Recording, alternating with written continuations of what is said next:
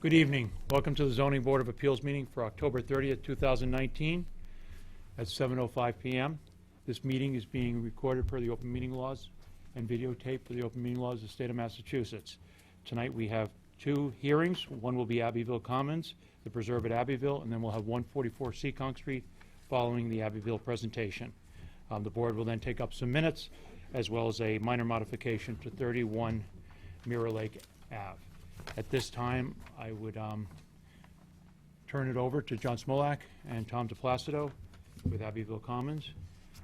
John, welcome. John, we have just want to introduce our new member. One of them is not here yet, Josie Cordera, but this is Tim Martin, who will be joining the board, an associate member. Good evening. Go ahead, John.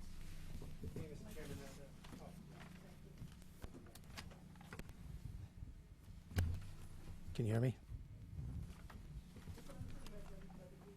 It's on, yeah. Good evening, Mr. Chairman, other members of the board. For the record, John Smolak, attorney for the applicants Abbeville Development and Abbeville Residential LLC. With me this evening are Tom DePlacido, principal of the applicants, as well as Rick Goudreau of United Consultants, our project engineer. It's been some time since we've been before the board, and as a result of some changes that have occurred that you're well aware of, we're here this evening to have a discussion about a proposed redesign of the project. And since our last meeting, we've had discussions with Mass Housing, and I won't speak for Mass Housing ourselves, but just suffice to say that they are supportive of the proposed redesign. And this evening, we're again just presenting the proposed redesign, some of the changes that have occurred since the last project, and at the end of which we're hoping the board to get some sense of the board whether we're moving in the right direction in terms of the proposed redesign. So with that said, I'll turn the discussion over to Tom DePlacido. Thank you. Good evening. I know the board has had a few weeks to actually absorb the plan that we submitted. It's basically a colored plan, a proposed layout. We haven't got into any civil design yet or any type of particular design criteria with this. But overall, what I'd like to say is that just to give you a feeling for the project, we did decrease the overall density, even though the area is smaller. Each house lot has more area within it. The entire site is 66.04 acres. Within that 66 acres, there's 20 single-family, three-bedroom houses on 17.29 acres, and there's 44 two-bedroom condominiums on 48.75 acres. And within that condominium area, there's 39.37 acres of area that's not going to be disturbed. So there's quite a significant area, almost 40 acres that would not be disturbed within this. Looking at the plan that we've put together here, actually, this is the single-family house lots as you go up through here, right around like this. This cul-de-sac right through here, coming up there, is approximately 1,950 feet. That would be put forth to be a public way, a town-accepted way. Single-family residences right up through here, up into that area there, and then we have one right here. The rest of this is the condominiums. There's 44 condominiums that are in that, and there's actually 1,300 feet of loop road that goes from here to here, and that would be in the condominium, and that would be a private road as well on that. What we also did in here is, from past discussions, we created some parking areas here for the residents, and some parking areas here for the residents, and we also created a nice planted green that separates backyards for these three single-family houses and the condominium areas in here. We tried to actually not line all the houses up, but actually create like a mini cul-de-sac or a little village type of setting with with 3 units. These are all duplexes, so 3 buildings with 6 units here, and then actually in this area and this area right here. This is a similar type of concept that you see at the village at River's Edge. and it just helps to break up the streetscape, gives a little additional area for parking in these little cutoffs here, and it just works out very, very well with it when you have, you know, a side of the house here as opposed to front entry all the way down. Just breaks it up nicely. You know, we're looking at keeping the stormwater in the same area that it was in the original Abbeville, which was up in this area here, and we're proposing a septic location right in that area there. The soils are all very good down in this area. We've had, we did some perk tests. Rick could talk a little bit about that, but we feel as though the soils are conducive to septic, on-site septic, and to support the drainage there. This project will not have a wastewater treatment plant. The single-family lots are all 30,000 square feet. They meet the criteria for 3-bedroom houses, and the condominium would not go over 10,000 gallons per day for flow. So we would just have a enhanced septic system for that. Moving on with everything, I thought it'd be interesting here just to compare, and I actually submitted like a progressive analysis and comparison for the past Abbeville, and numbers are a little difficult to read, I think, on that. Oh, thank you, Amy. Thanks. Once again, we say this project is 66.04 acres in here. The past projects were 200 acres. The developed area is actually 26.67 acres between the single family and the condominium. That's the area that we're going to disturb. 64 total units. We actually went from just under 1.5 million cubic yards of removal, and we're striving actually for a balanced site here. So we're not looking at any earth removal in this scenario with that. Lot sizes, the average lot size is 30,289. The minimum is 30,000. Even in our prior design, the minimum lot size was 15,000. The average is 23,000. I think the zoning district right over on Berkshire and that area there is 30,000. So this is similar to same size lots as that are off of Park Street and things. The average frontage, 153 feet. Where before we had 114. So we have nice wide lots and things. The minimum is 70. It's just in that cul-de-sac area we have one or two less frontage lots. As mentioned before, the overall roadway length is 1950. That would become a public way, and 1,300 that would be private.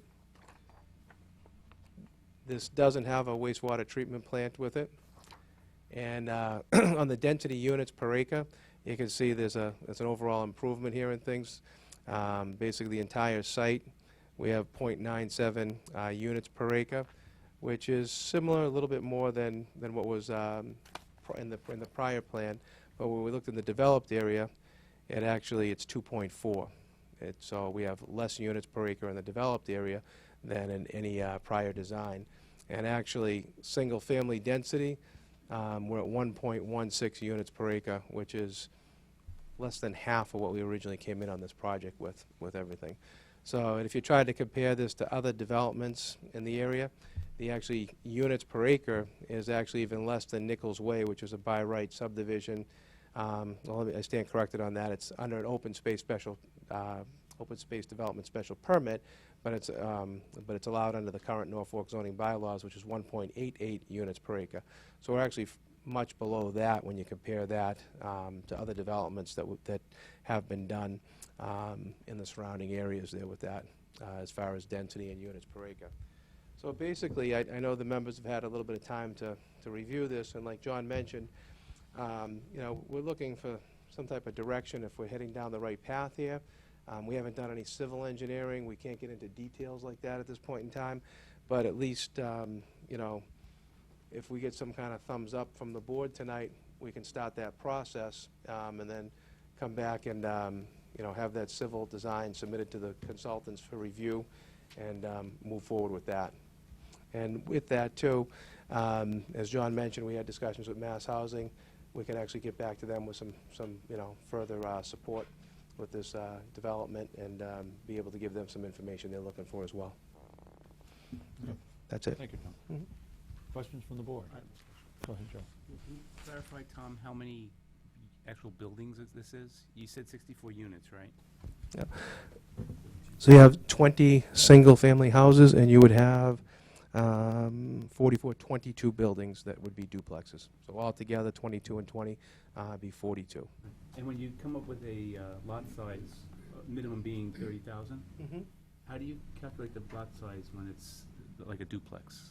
Well, actually, that's a condominium, so that's one large lot. So this is only for the single families. Okay. Any other questions? Don? Are there plans to bring all of this with sidewalks? There would be sidewalks on the public way, yes, going down through there. And they would probably have some type of sidewalk or trail system in the condominiums. A little early on that right now to say definitively where they would be or how it would come together, but yes, there'd be something on the public way. And you will be bringing water down Lawrence Street? That would be part of this project, yes. Okay. Tim, any questions? Since I'm kind of late to the party here, I saw the project tonight is 66 acres, and previously it was much different at 200 acres. That is correct. So is there plans to acquire or develop the 200 acres at a later point? No, there isn't. Devin? I think overall, I like the layout. I think it's a good layout. Really, the only comment I have is just the location of the road entering the site. Just like to see that, more perpendicular to the road and kind of lined up across from the existing street. Are you talking right here? No, down at the entrance to the development. Okay, I'll let Mr. Goodrow just talk about that. Good evening, Rick Goodrow with United Consultants. The proposed road is actually lined up with the roadway across the Lawrence Street from it. That is our intent, that the center lines will be lined up. We have an angle entry there that is greater than the 70-degree angle coming off of Lawrence Street as would be allowed under the subdivision regulations. So we're in compliance with that. So that's why that would actually comply with the subdivision regulations. And that is our intent, to make sure that that is aligned. Thank you. So the road on the other side, is that Brett's Farm? Yes. Yes. Just from like a, I'm not sure what's the better way to do it with, so the existing road kind of comes into an angle into, Lawrence Street there. It just, is it better in your opinion to try and line up perpendicular to Lawrence Street or come at the angle, to those Brett's Farm Road on the other side? Yes. So we're at a slightly different angle than the Brett Farm Road development. Obviously, the ideal situation would be everything would be 90 degrees. But obviously, Brett's Farm Road does not do that. I mean, we can look at making that angle a little. Just if your concern is whether or not you lose that house, maybe there's the option to locate that house on the other side of the street, or... I mean, we can look at it if that's a concern. I don't anticipate it being an issue. I think the site distances will be fine. I think people entering the site and exiting the site are going to have plenty of site distance. Yep. But we can take a look at it. All right. Thank you. Mike, any questions right now? No, One other question. Yep. I noticed when I looked at this last week or before that almost every unit has quite a bit of privacy, whether it be to the back or to the side. With the exception of one, and I just ask you to look at that, and as you're coming up and you make the left into the condominium development, and then you make your first right, and not that house, but that house right there appears that the back of, I say house, that condominium appears that the back of it is just from the rendering here, is right on top of the unit next door. So I'm just bringing that. Okay. Other than that, it appears that almost all of, whether it be in the condominiums or the homes themselves, have quite a bit of privacy, and I think that's excellent. Thank you. Tom, are the condominiums going to be two-bedroom or three-bedroom? Or a combination right now, do you know? They would all be two-bedroom, and actually, some of the larger ones that are in here, right here, right in here, right in there, those would actually have master bedroom first floors. And the single family will be three-bedroom or Three-bedroom bedroom. also. the Yeah. single family? Mhm. Okay. And you're gonna tie into the water, and you're gonna go with conventional septic systems, 'cause on this project, correct? That is correct. Okay. Dan, do you have any comments at this time?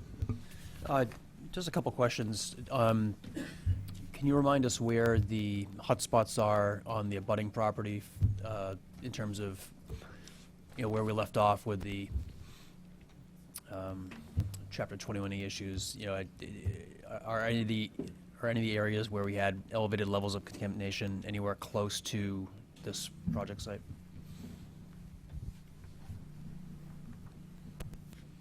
Actually, I believe that's the mill pond right there, or bush pond, excuse me. So it would actually be up in this area over here. And this area here is actually it's well over 1,000 feet, maybe even more. And actually, the way the water flows and everything is going away from this that way. So nothing comes this way or flows this way.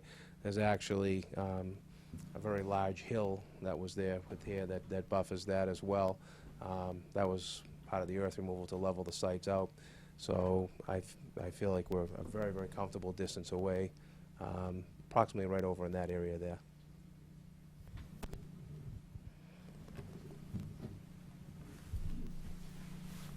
The only other issue I was going to raise was just the wetland issues. I think this layout is a little bit closer to the wetland areas that are on the site than the prior iterations, and it's one of the issues that we would want to look at is just how close you are to the buffers. I can't really read the fine print; it's too small. But I don't know if you're in the buffer or you're out of the buffer, and if either way, it's pretty close. And I think it's important to get those lines confirmed by the Conservation Commission. And so there'll be one big septic for the condominium, and each of the single families will have their own private septics. Is that right? That is correct. Okay.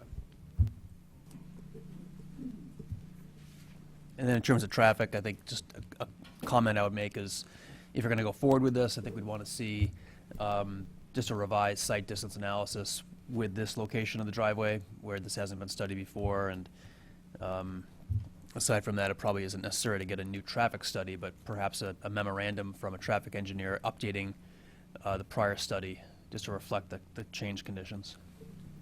Dan, should we be doing an RFP for civil traffic architecture on this, or should we sort of, I know we had Sean was sort of consulting us, but we had Beta doing the civil, and Yeah, I think how do you, what would be your if protocol? this is going to be an amendment to the current application, you don't have to go out to RFP again. You can just Okay. use your existing consultants. Okay, okay. So we'll contact them and let them know it's coming down the pike. Okay. Any other questions from the board at this time? Well, the other comment to make is just like that it's a no export, no import. Sound site. We're striving for a balanced site on this, so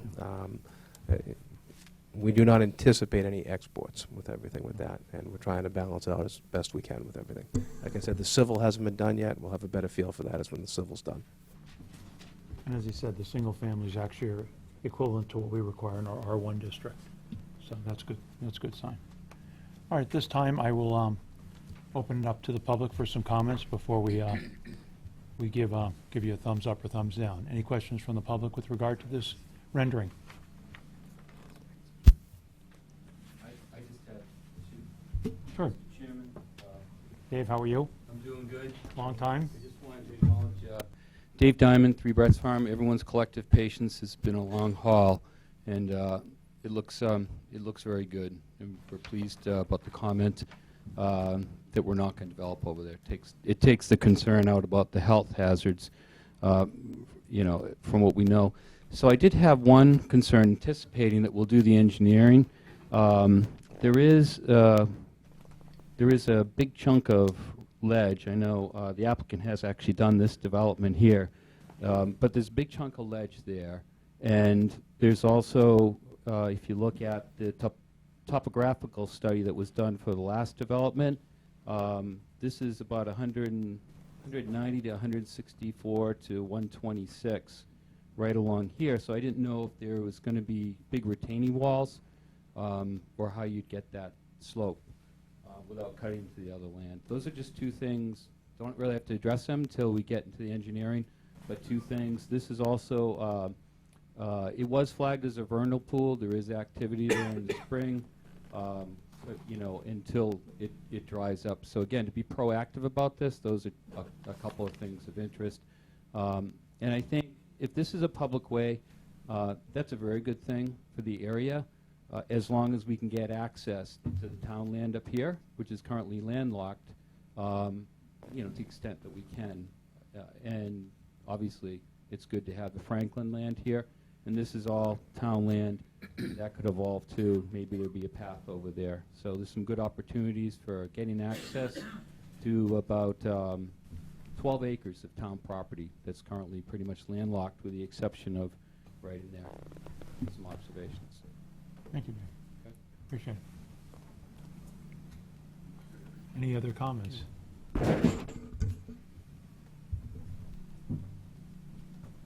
Sandy Myatt, 8 Eric Road.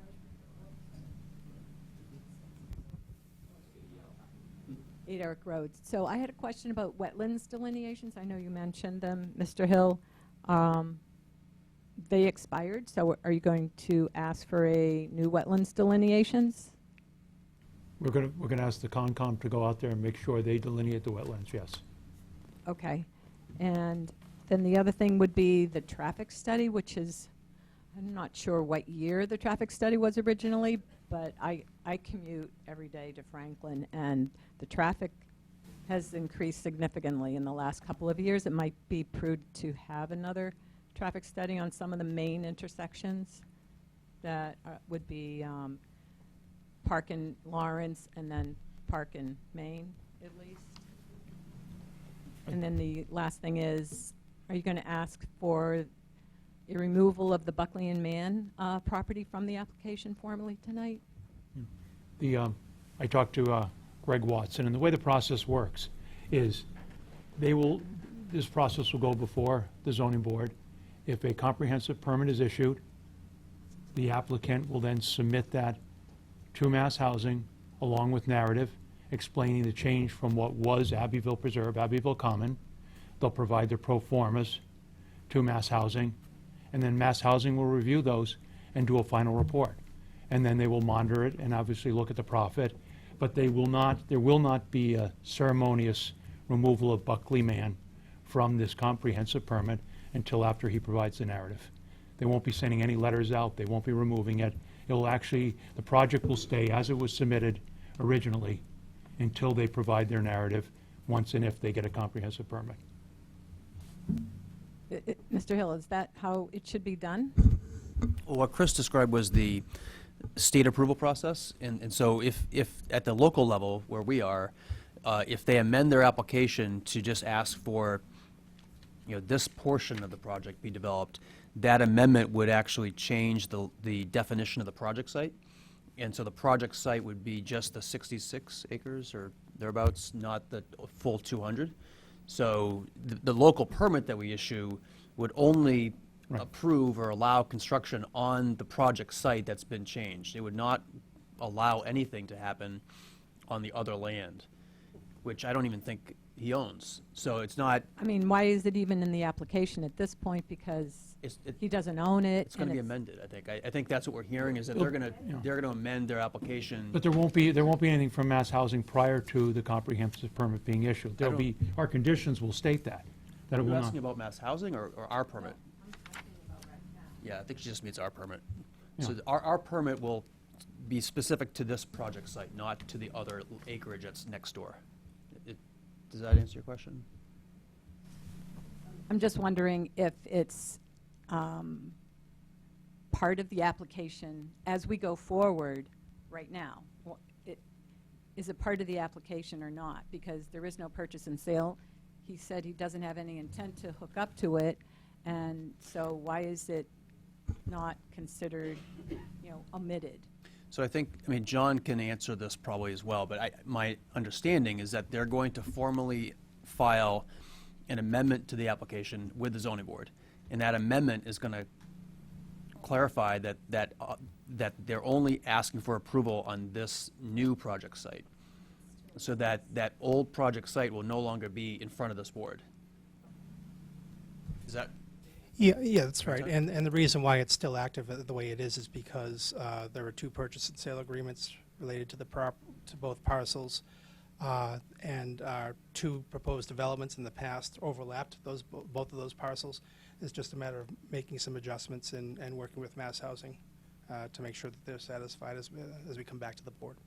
But you're going to file something with the zoning board that's going to clarify that you're amending the 40B permit application to only seek approval for construction on this 60-acre lot. Correct. The defined project will be what you see there in terms of that 66-acre parcel.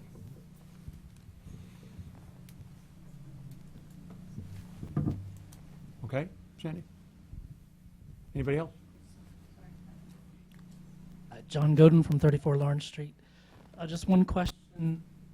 The 2 houses that exist right now still going to be raised? Are you replacing those with just the one house there, or are you keeping the one house that's on the corner? Existing houses across from Brett Farms Road would be raised. And then the other question is, if this is planning to have water being connected up, just if we can have a consideration, when the bridge was out, it was a real pain for our development, and the bus couldn't come through our development the whole time from September to May. So if we can just think ahead about planning for when that water main would go through, if we can try to make that happen during the summer so we're not disrupting school, that would be great again. Thanks. Any other questions? Okay, great. All right. Yeah. The discussion about the access to the locked land. Yep. Town land. Can Tom comment on that? Tom, do you want to comment on that at all, or? The first question about town land access to it through this, can you answer that? Yeah, I definitely would look into it. I have to see how far away the town land is and where. I'm in favor of trying to create access to public land if possible with things. Okay, thank you. Chris, can I just ask a follow-up question to Dave? Yeah. On the vernal pool, Dave, is that, whose property is that on, and is that a certified vernal pool? I'll talk loud. No, you have to use the mic. Okay, it's on the plan from before that it is, what is it, a suspected or Potential.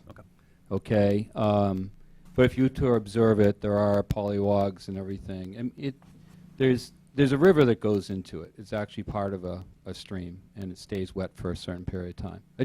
I'm trying to anticipate so we don't get hung up on this thing. Is it on their property? Yeah, it would be, and the applicant can, correct me on it, but it would be right here. Okay, and this is kind of a peak of a turnaround. And on the access to the town land, I'm not positive, but I believe that LaRusso property does butt up against, kind of, maybe it's a set aside. There's some abandoned railroad land and things there too. So there might be something that could be done there, tying into Meadowbrook Road. If not, paths usually find their way. There are already paths in there. Thanks for the question. We can find a little more too. Thanks. All right, so just to, you got a litmus test from the board. Is everybody comfortable with this plan for him to go forward and start looking at his engineering? Yep. Okay. Yes. Okay. Okay. There's one more question. Oh. One more where? Okay, Karen. What would a meeting be without Karen? I was late, so I apologize. But I had a question just on first on the removing of the Buckley Mann property for just a question to follow up with his is when he says he's going to amend it, is that for the next meeting he's going to amend it, or is it at the end when you do all your approvals, the amendment?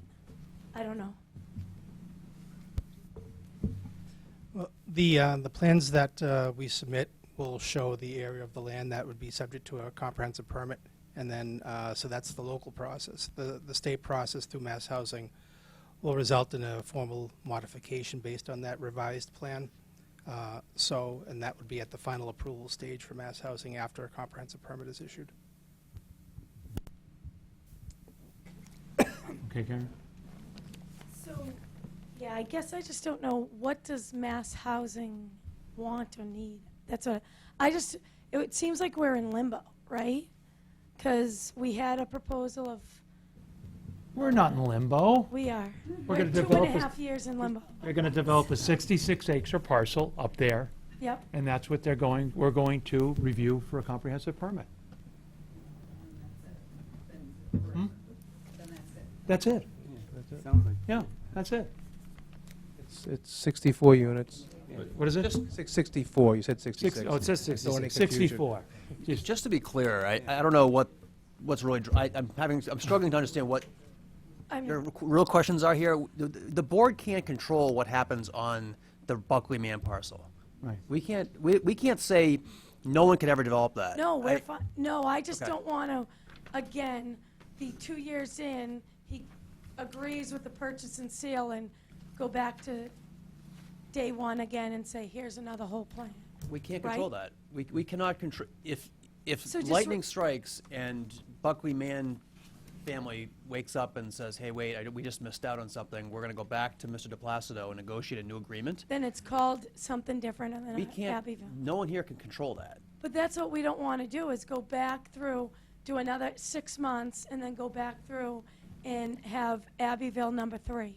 Right. So You know? that's not their intent. I believe them when they say that's not their intent. We understand what has happened in terms of the negotiations.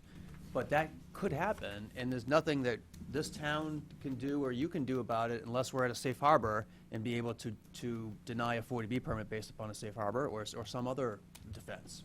I mean, all the issues that came up before are going to come up again Right. if someone comes forward with an application on that site. But there's nothing that we can do in this process to restrict the development of Right, that property. no, what I'm saying is, we go through a whole bunch of other plans, and then we're pretty close, and then he just, Buckley Man decides to make a purchase and sales with the applicant for this, and then all of a sudden it goes back up to whatever, and it goes back to the gravel pit, But then all the same issues that we talked about before will be back Right, in front but of the then we're board, back so. to square one. And it's another 2.5 years. We don't control that. It's the law. And Mass Housing is, Nope, Mass that's fine. Housing feels That's that's, the answer we Mass just Housing need. feels that's a very, So it's never done. no, it's done, but Mass Housing allows the fluidness of a project. They allow this project to be fluid, because this is not the only project that they actually would have felt loses purchase and sales, has new purchase and sales, and so they allow this fluidness to happen. The odds of it happening you probably have a better chance of winning the lottery, but I'll let Tommy talk to that.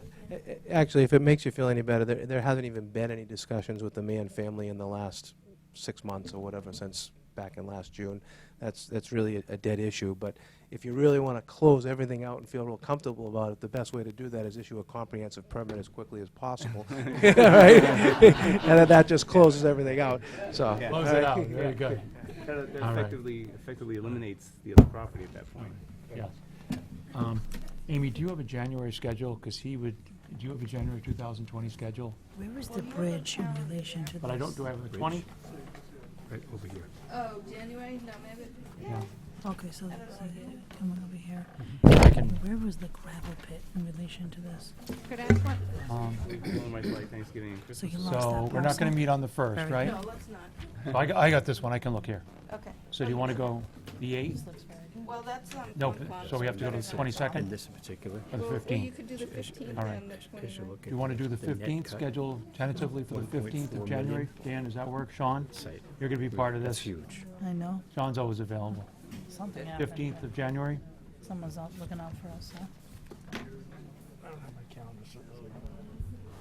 You should check and see On if your phone. John's going to be here. It's on your phone? You're here? You're here, okay. It's on your phone? Good for you? yeah, and just to confirm sort of a timeline, Okay, got it. Our engineers would be working on the amendments and, civil engineering, and would hope to have that to the, through the ZBA to the town consultants sometime mid-December, so that they have a month to review and comment back for a January 15th hearing. That work? In addition, our 180-day period expires December 31st, so we'll extend that, or request to extend that to January 31st, and with a January 15th If you hearing want to date. save some paper, extend it to March or April, we'd be very happy. Well, you heard Tom, I can't go. You want it to go quick, okay.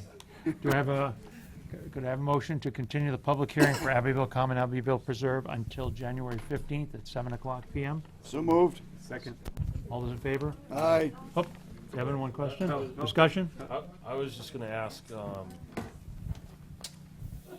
during the time period that Tom's team is working on the plans and everything, is there gonna be any discussion between the applicant and the town's consultants trying to resolve any possible engineering issues prior to our next meeting? I think similar, they'll provide their engineering, then we'll have it peer reviewed between Okay. December and January. Okay, Okay? okay, that's what I was asking. Okay. Very good. All right, any other questions? To follow up on Devin's comment, would it be possible that there could be communication between the professional consultants? Absolutely. Back in January 15th, we can try to, We'll revise the list of who worked prior. I know we had Sean involved with some things, we had Beta involved. We would talk to Bill McGrath. Yes. Talk about his, I think he has a traffic consultant, so we can continue with some of those same things. okay. Okay? Can the Right. neighbors Thank you. partake in that? Karen, go ahead. And can be other people, can the neighborhood partake in any of that discussion? Because we have very vested interest people that know that land, and if we're happy, everyone else is happy too, right? So it'd be at everyone's interest to get as many people's opinion in before it's too late to make changes. Rich, can you make an office space for Karen so she can come sit with you? Karen, what days are you available during the week? Anything you can put on, believe it or not, we get everything, we don't. Amy gets everything the same as this board gets everything. We don't get any secret files by pigeon.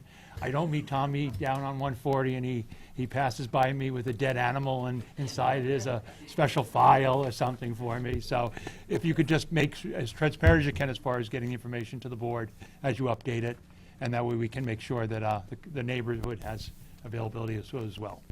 When we're done with the civil and our amendments, they'll be submitted to the ZBA through Amy to distribute to the consultants, and they'll be open for the residents to review. I believe it or not, as Dave said in the beginning, I mean, at the end of the day, everybody bettered by what happened. As much as it was very costly for the applicant, very trying on you people, we're obviously not building on a site that has a lot of great concerns. So at the end of the day, I think everybody wins except for the Buckley Man family. But, so, we do want, it isn't us versus you, or him versus us, or us versus them. We really do want your cooperation and participation so that we can develop at least a piece of this, get water down Lawrence Street, so we can get water to some of the neighboring things, and at the same time as Buckley Man, whatever fate it suffers, it will. But at least no one will be hurt. As Dave mentioned, there won't be any health problems as we go down the road. So I think it's, in some respects, there's a win. It was a very costly win for the applicant, but we'll all move forward. Okay? Mr. Chairman, I heard the board vote on the continuance, but what about the 180-day extension to January 31st? That's fine. You can do that, yes. Did Dan? you actually vote? Two, Was it just No, we We- never had. motion and we had a second? motion with discussion, we haven't voted yet. So all those in favor of aye continuing to the 15th of January? Aye. The 31st. Okay. No, that's for, he's going to do a continuance on the 180-day extension. Okay. We don't have to vote that. Thank you. Okay? All right. Devin interrupted our original. Yes. Chris, we're going to take a 5-minute recess, and then we're going to start with 144 Seekonk Street. Thank you, everybody, for coming in.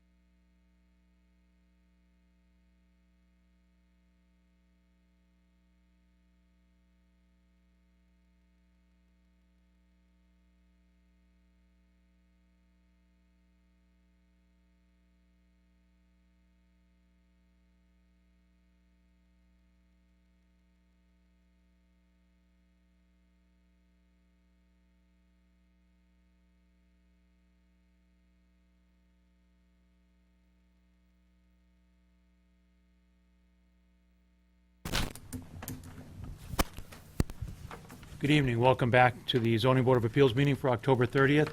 Again, this meeting is being audio and video recorded per the open meeting laws of the state of Massachusetts. This time, we're going to continue the public hearing for 144 Seccong Street, Lakeland Hills. At this time, I'm going to turn over the meeting to Chris Agostino, and I think tonight we're going to do some discussions with regard to civil. I know there's been a lot of conversations between Sean and Travis. We're going to, I think Ted has talked to you a little bit, we might do the traffic peer review analysis first, and then I think you're going to present us with a hydrology report as well, and we'll take it from there. Okay, Chris? Sure. Thank you, Mr. Chairman. Thank you. So we last met on October 2nd, and we discussed general civil site design as well as concerns about the traffic report, or the initial traffic report that was submitted. And at that hearing, we discussed a scope of extensive soil testing that we were going to undertake on site to continue to refine the plan as far as the wastewater treatment plant location and design, and the design of stormwater management facilities. So since the last hearing, we did undertake that extensive soil testing on site, gathered a lot of additional information that allowed us to continue to refine the plan. Travis Brown of Andrews Engineering is going to be able to present on that. The other thing that we discussed at the last hearing was peer review comments regarding the initial traffic report that we had submitted, and on October 23rd, Philip Cherry, our traffic expert, submitted a much more detailed, comprehensive traffic report that identified and discussed things like the site distances at the entrance to the proposed development that we discussed at the last hearing, as well as some additional information regarding traffic at off-site intersections. So we're prepared this evening to present on traffic, briefly discuss some of the findings that we had with respect to site distances at the entrance, and Philip Cherry is also able to discuss some of the refinements that we made to the entranceway as well. So that's sort of a crossover between the civil engineering design aspect of it and the traffic engineering aspect of it. So we can start with Mr. Cherry's presentation on traffic and just generally give an overview of that, and then perhaps the board's engineer can discuss his review of the October 23rd submittal, and we can take it from there. Great. Okay, I'll turn it over to Mr. Cherry. Thank you.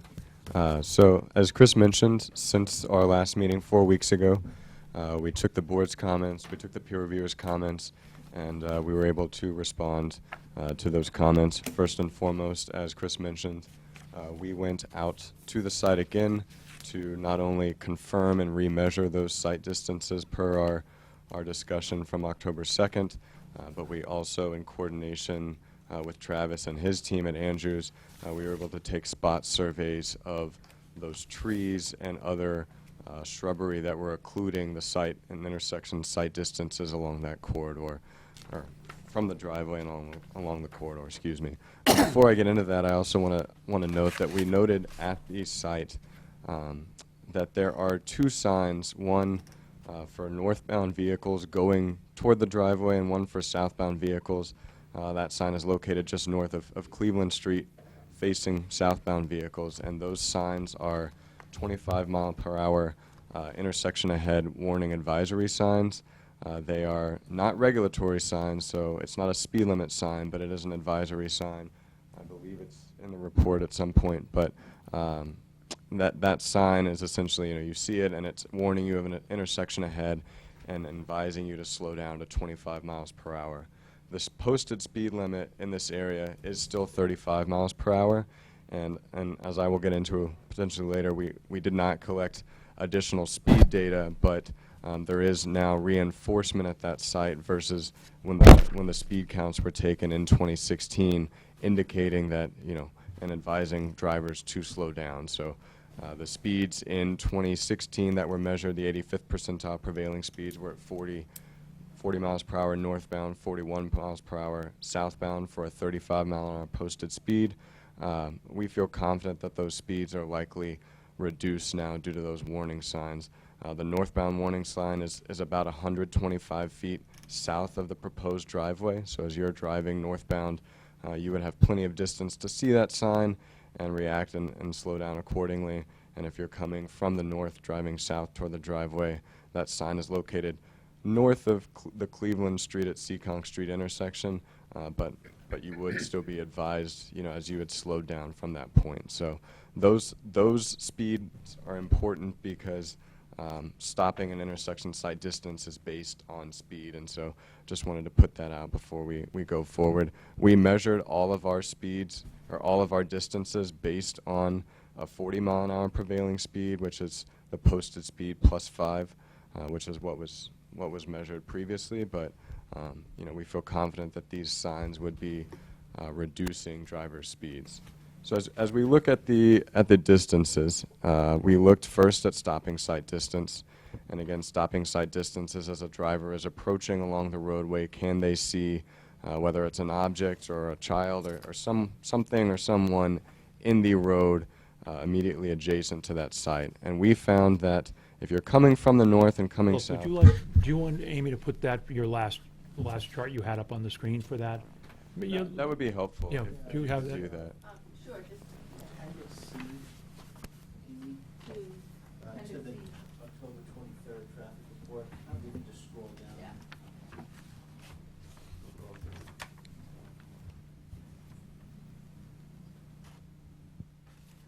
Just so people can, This is our response to the peer reviewer's initial comments. Are you looking for the traffic study?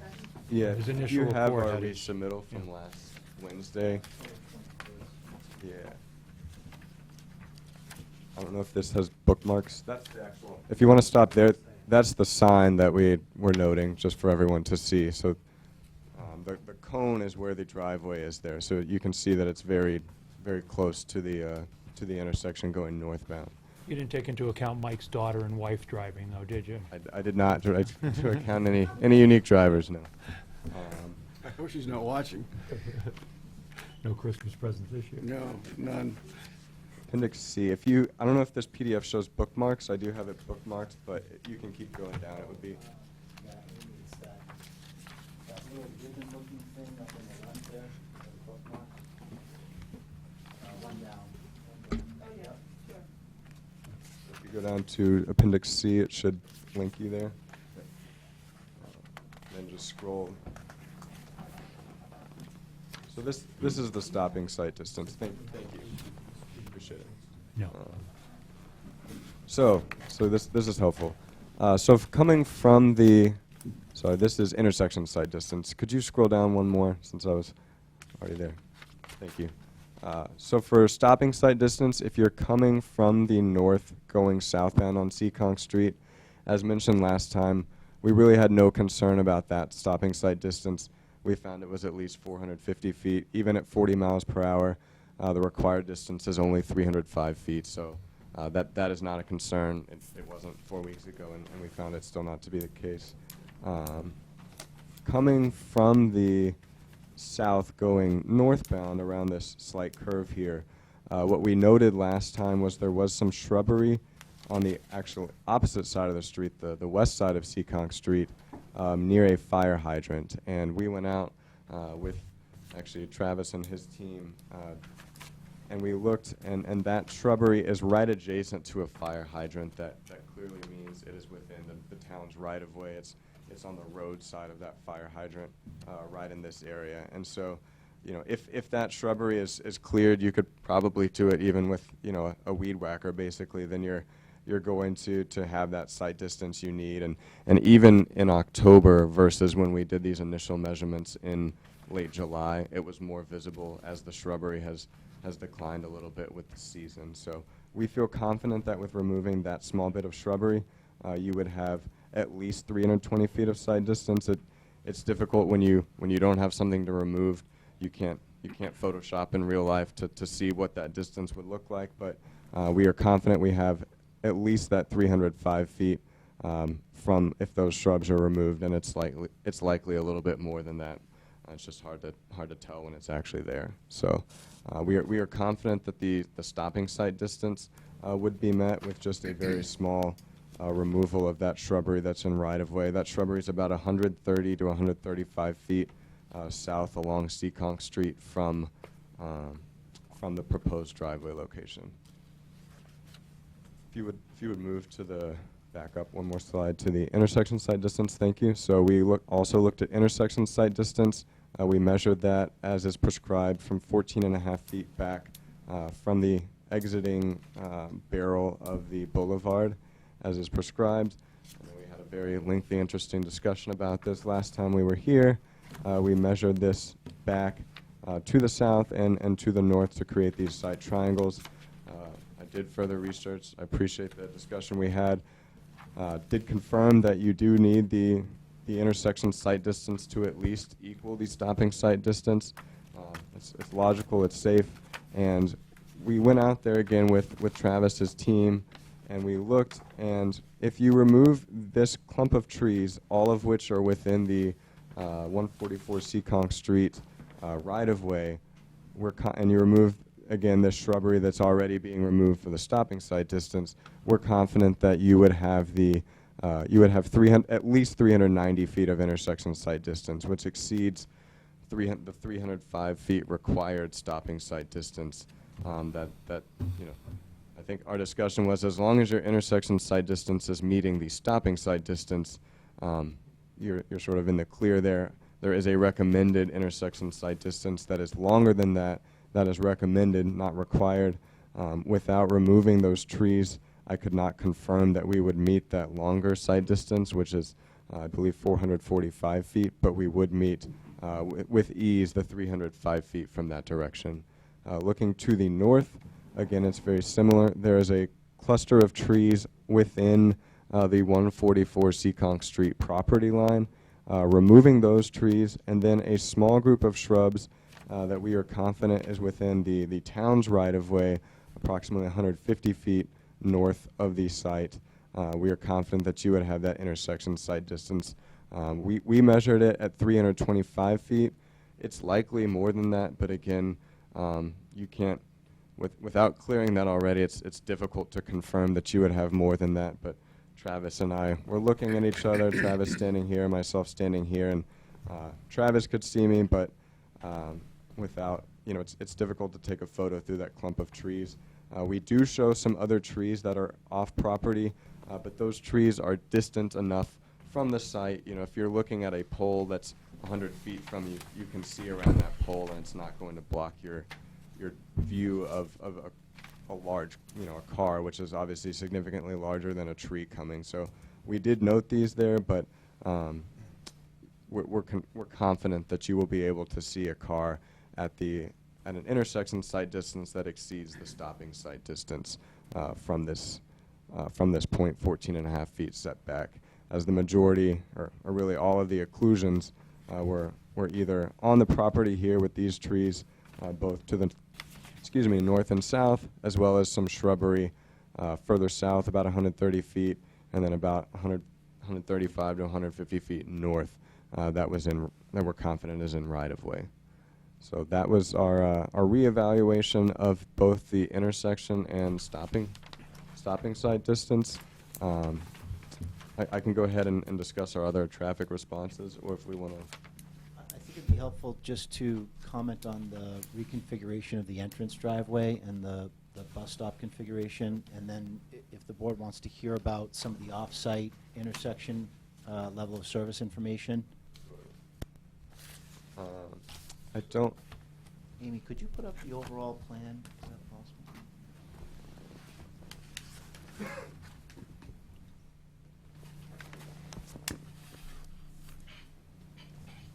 You want the Presentation.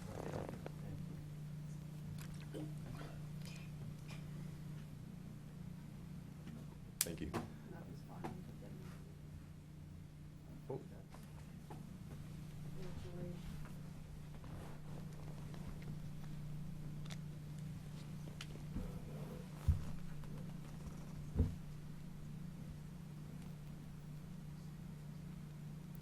I think that should work great.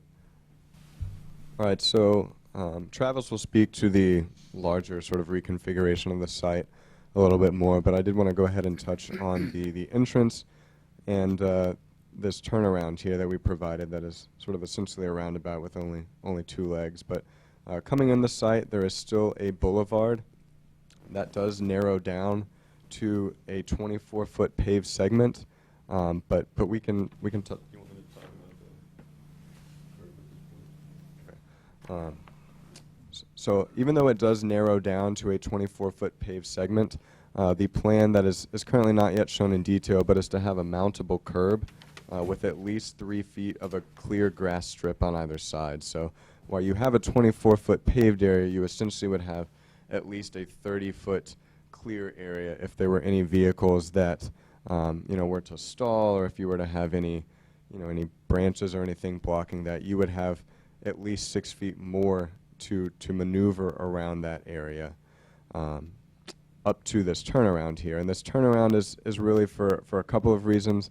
Perhaps first and foremost is to allow school buses to enter the development, circulate around the turnaround, and then you see there's a bus shelter called out here. We know there was some discussion at the October 2nd meeting about how school buses would be accommodated. We know most of the development is set back from Seekonk Street, and so what this allows is the school bus to enter, turn around, and park here. We show, I believe, 8 angle parking spaces here. We're not obviously zoomed in enough to see that detail, but I believe there's 8 angle parking spaces, and then there's a sidewalk that that travels from that angle parking area around the loop here and then goes to the bus shelter. So that what that would allow is for parents when they're leaving for work or at any time to come, drop their child off, either walk with or let their child walk to that bus shelter, and then the bus can pick them up there. And so, that allows the bus to come in, circulate, and exit around. This area here is the shared mailboxes. I believe there's another, I believe it's 10 head-in parking spaces here. But one of the real changes was this turnaround, and obviously that allows for any other vehicle that would have made an errant turn or anything else to come in and circle around as well in order to do that. And it provides some additional redundancy for vehicles entering and exiting there. So 2 points on that. One, the proximity of the bus shelter to the roundabout and the parking spaces was done so that the bus would be pulled up directly along the curb, whereas if we put it right next to the roundabout, because of the angle of the bus and the circle, children would have to walk off the curb, across the pavement, in the driveway, and then to the bus. So this would provide for the bus to be pulled up right next to the curb where that bus shelter is shown. And the other thing is that we actually did put a call in to the school department, and as it varies from town to town, but in this case, what is often the case, they referred us to the bus company, who has not yet gotten back to us about how they would interpret, this particular bus stop. And in the end, it's a matter of the level of demand. So, depending on where children are currently congregating for bus service and whether or not there are children that are going to enroll within this development, over time that conversation would continue. But I think what we've shown here is that it's feasible to put a bus shelter within the confines of the site with a parking area that can adequately service and address that concern that was raised. So I think, Philip, that definitely describes what the concept was as far as the entryway. We can just do a summary of the questions were raised regarding off-site intersections and level of service based on potential increased trip generation from this development and how that might affect traffic flow at intersections off-site. So we can speak briefly to that. Be happy to do that.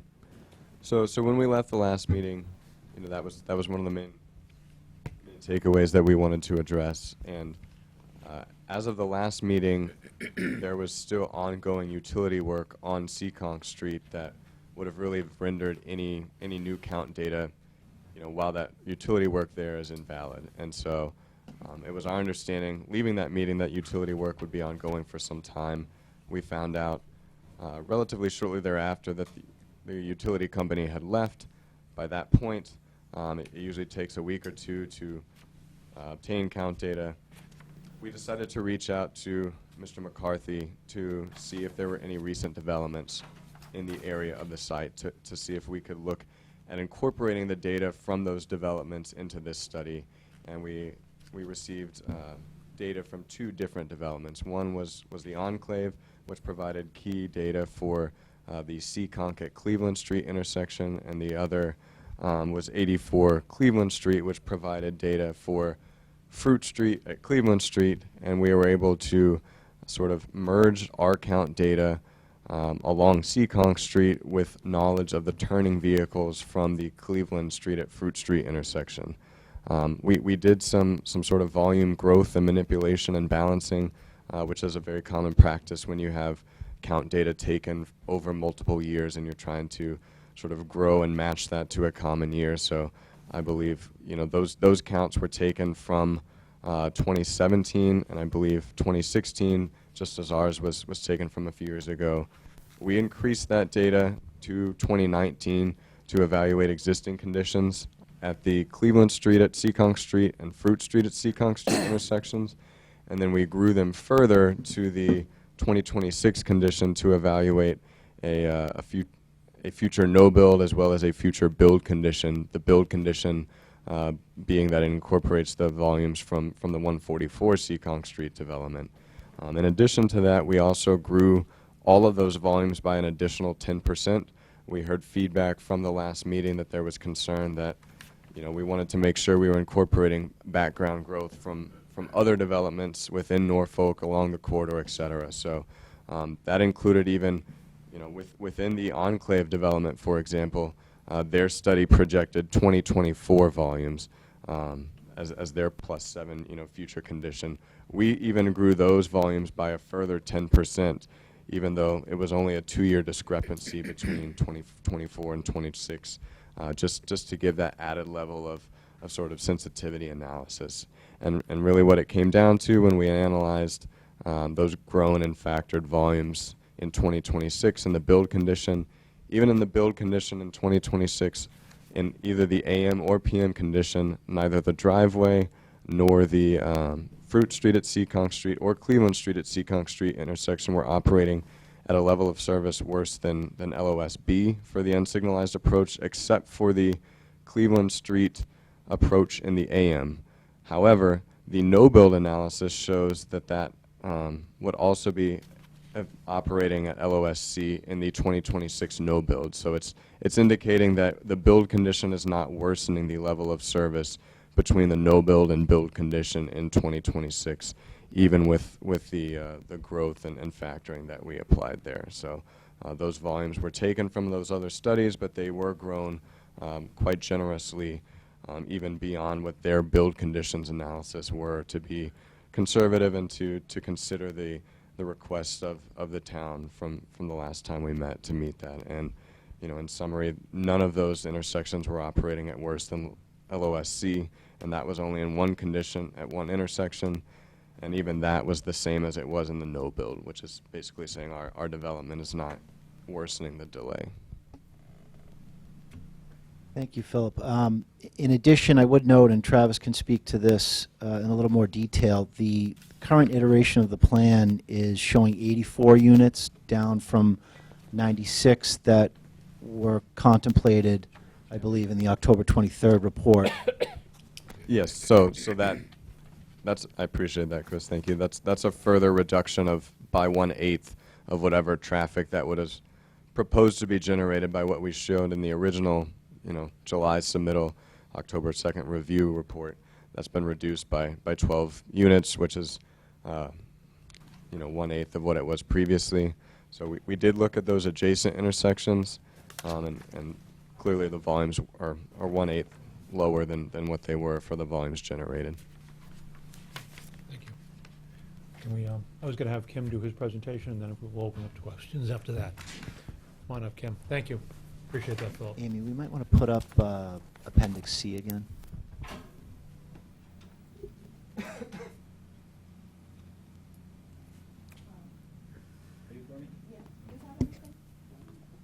Actually, no, nothing in writing yet. I actually am looking for a little more information.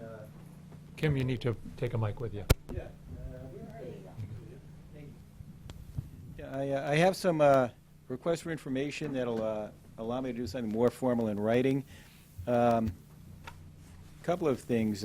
First of all, the gas work is done, and what I would suggest is to do, not to redo all the traffic counts in the area, but do one more ATR count. That'll give the volumes in front of the site. It'll give the speeds. It'll see if those advisory speed plates have done anything with the speeds.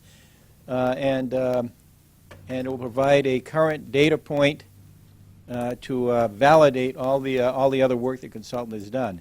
And the cost on that is pretty reasonable.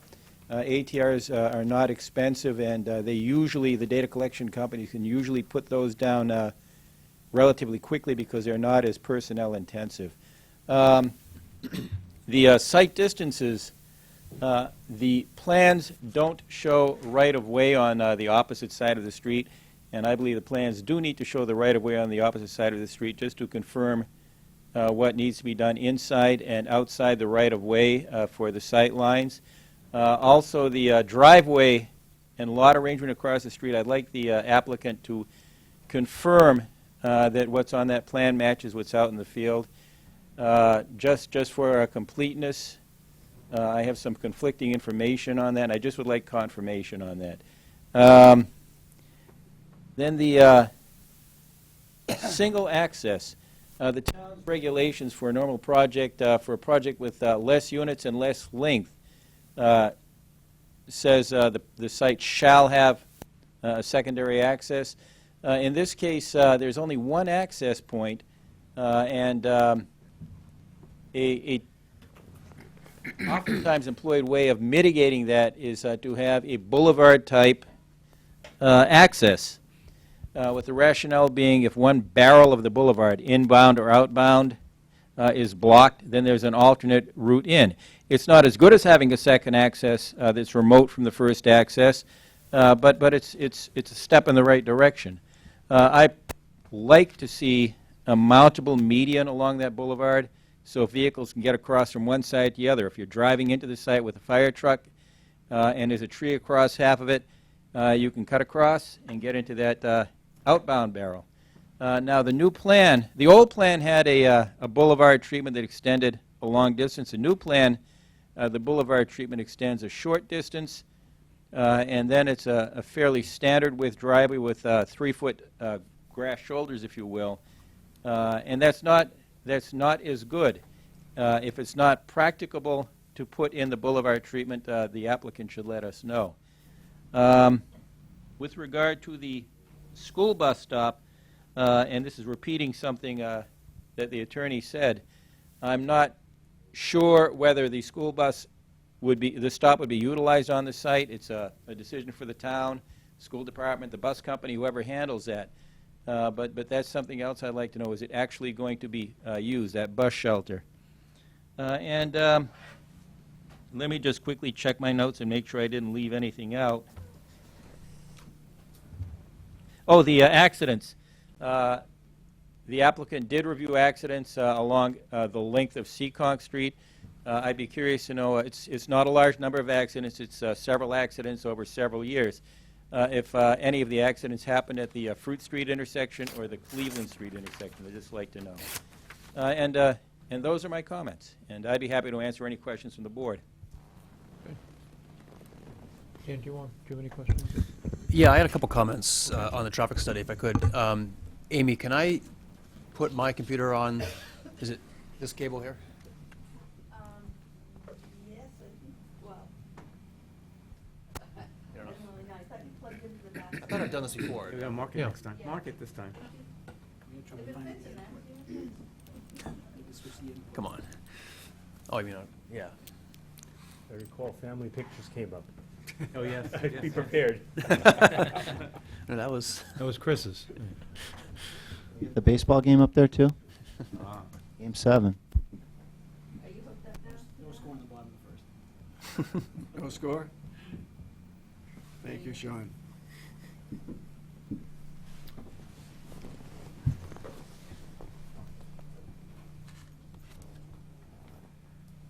Well, he's doing that, Philip. Are these things all reasonable for you and Kim to work through, those things that he mentioned just now?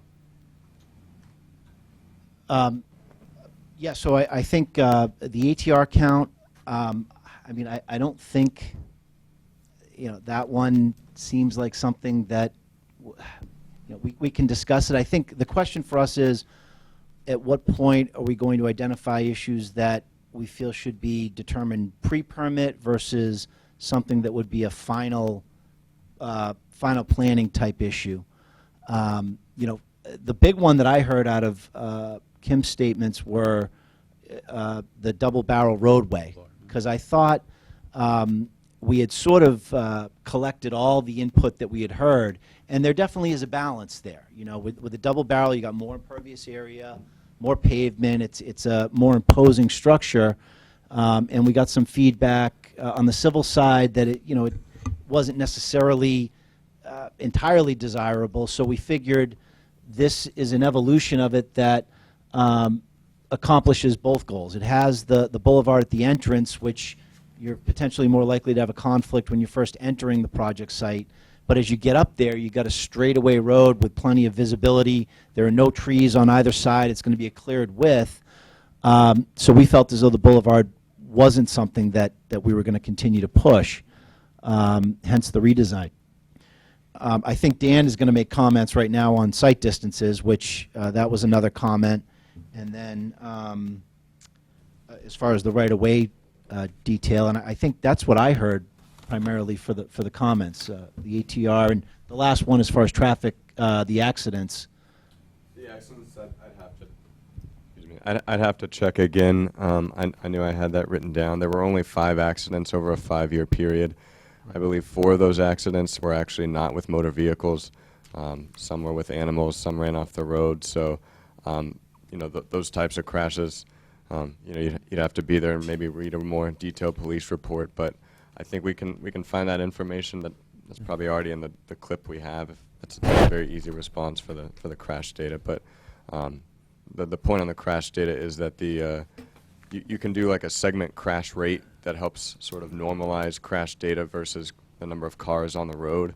And the segment crash rate here was 1.77 crashes per 100 million vehicle miles traveled, which is the metric used. And the standard for similar roadway types was 3.86, so approximately 40% of the statewide average for that roadway, which shows it's a relatively safe roadway for that type of. Do either you or Kim, Phil, know what an ATR runs? What would it cost to do that? Do you or Kim know the answer to that? I would want to check offhand with our vendor. Yeah, I mean, it's not. I don't think the cost of it, the actual ATR, is the big deal. I think. We have a lot of data now, and the question, and I think maybe hear from Attorney Hill, because he has some insight on these issues as well, and I'm sure he has some comments about the right-of-way, and I think it all fits together, because the ATR, part of that is confirming the speeds, which then impact the site distances, so maybe finish the conversation and we can get a better sense of whether it might be something we do now, pre-permit, or do later on, because I think it would take some time as well. Not certain. I mean, We'll let Dan do his thing, then Kim will let Kim jump in, and we'll go back. Okay? Yeah, just on the ATR, we do these pretty regularly on projects we work on, and Kim can confirm this, but you can usually call up Accurate Counts or there's 2 or 3 companies that do this on a regular basis. They can generally get out there in like 3 or 4 weeks, and the cost is a couple $100. And so I think what Kim was suggesting is not have any more analysis, just get the raw data, and then Kim can look at the raw data to verify or confirm the conclusions that have been made. Just to elaborate on a couple things that Kim mentioned, the issue with the survey is that when I looked at the online GIS maps, the town of Norfolk has a GIS database with mapping, and the property boundary of the site is different than the property boundaries that are shown on your survey. So have the lines changed in the last few years? Have you guys done any lot line changes or anything? No, there hasn't been any lot line changes. This is a land court plan. So we reproduced that land court plan based on the property Okay. monuments that we found on site. So there's a discrepancy between what's available on GIS and what your survey is showing. So for example, what I have on the screen here is an excerpt from your plan, Andrew's survey plan. And this is the corner of the site, the southern corner. And this is 143 Seekonk across the street. This driveway, so this is where the driveway is located vis-a-vis your corner, right? It's maybe 20 feet offset. On your plan, I'm sorry, on the GIS plan, it's actually offset significantly more. This is an excerpt from the town's GIS, and the driveway is about 90 feet up from the corner. See, the corner on GIS is all the way down here. You've got the corner up here, and I'll actually go to the GIS website, which is...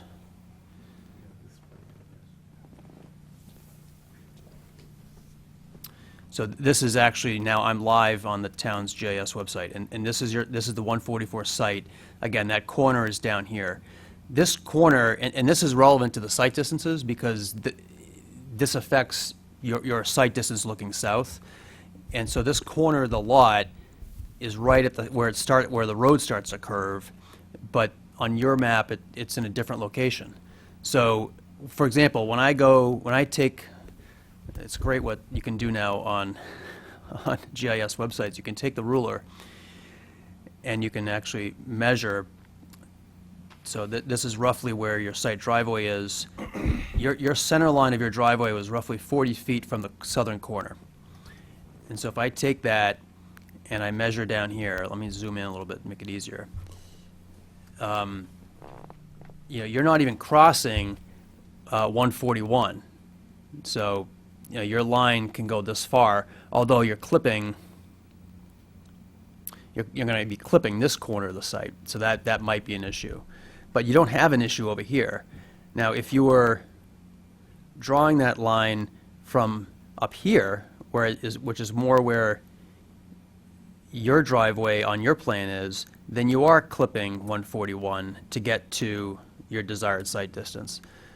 So I think you guys need to go back and look at the survey and make sure that, because there's definitely a discrepancy. Yeah, and so, I mean, I deal with GIS maps and instrument surveys and plot plans and Alta surveys on a regular basis, and generally, an on-the-ground instrument survey is going to be what you go by for purposes of planning a development like this, including a determination of site distances. And I'd imagine, perhaps the town's peer review engineer could also speak to that. I mean, I think preliminarily, I generally sometimes use GIS and online services, even like Google Maps, to draw out distances. But I mean, generally, we go with an on-the-ground instrument survey, which is what we did at great expense. So I wouldn't even spend time, looking over what the GIS data has to do as far as intersection site distances and stopping site distances. And we did find markers out there, so concrete bounds. Yeah, so in addition to the markers on our site, if you go back to our plan, we did shoot a property corner across the street which lines up with our property line. So you can tell the GIS is skewed, isn't as accurate as what we found on the ground. Which is not uncommon. If I can just add to that, I mean, my personal experience from GIS, you can see it from anywhere from 0 to, I've seen it 50 feet off.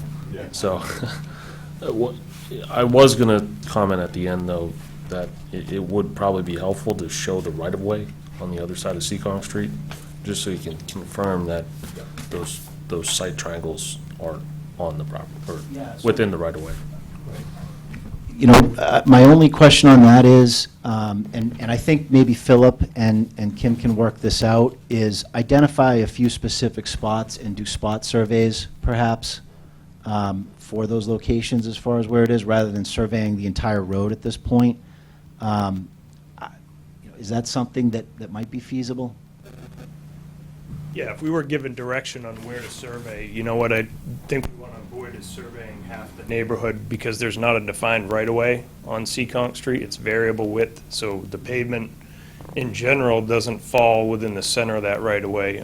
Based on the markers that we shot on our site and across the street, there's roughly a 33-foot wide right-of-way. And that varies as you go down Seccong Street, which isn't uncommon on these older roads. But you should be able to, at least where your stopping sight distance ends, you should get the right-of-way at least up to that point. Yeah, we're only talking this stretch here.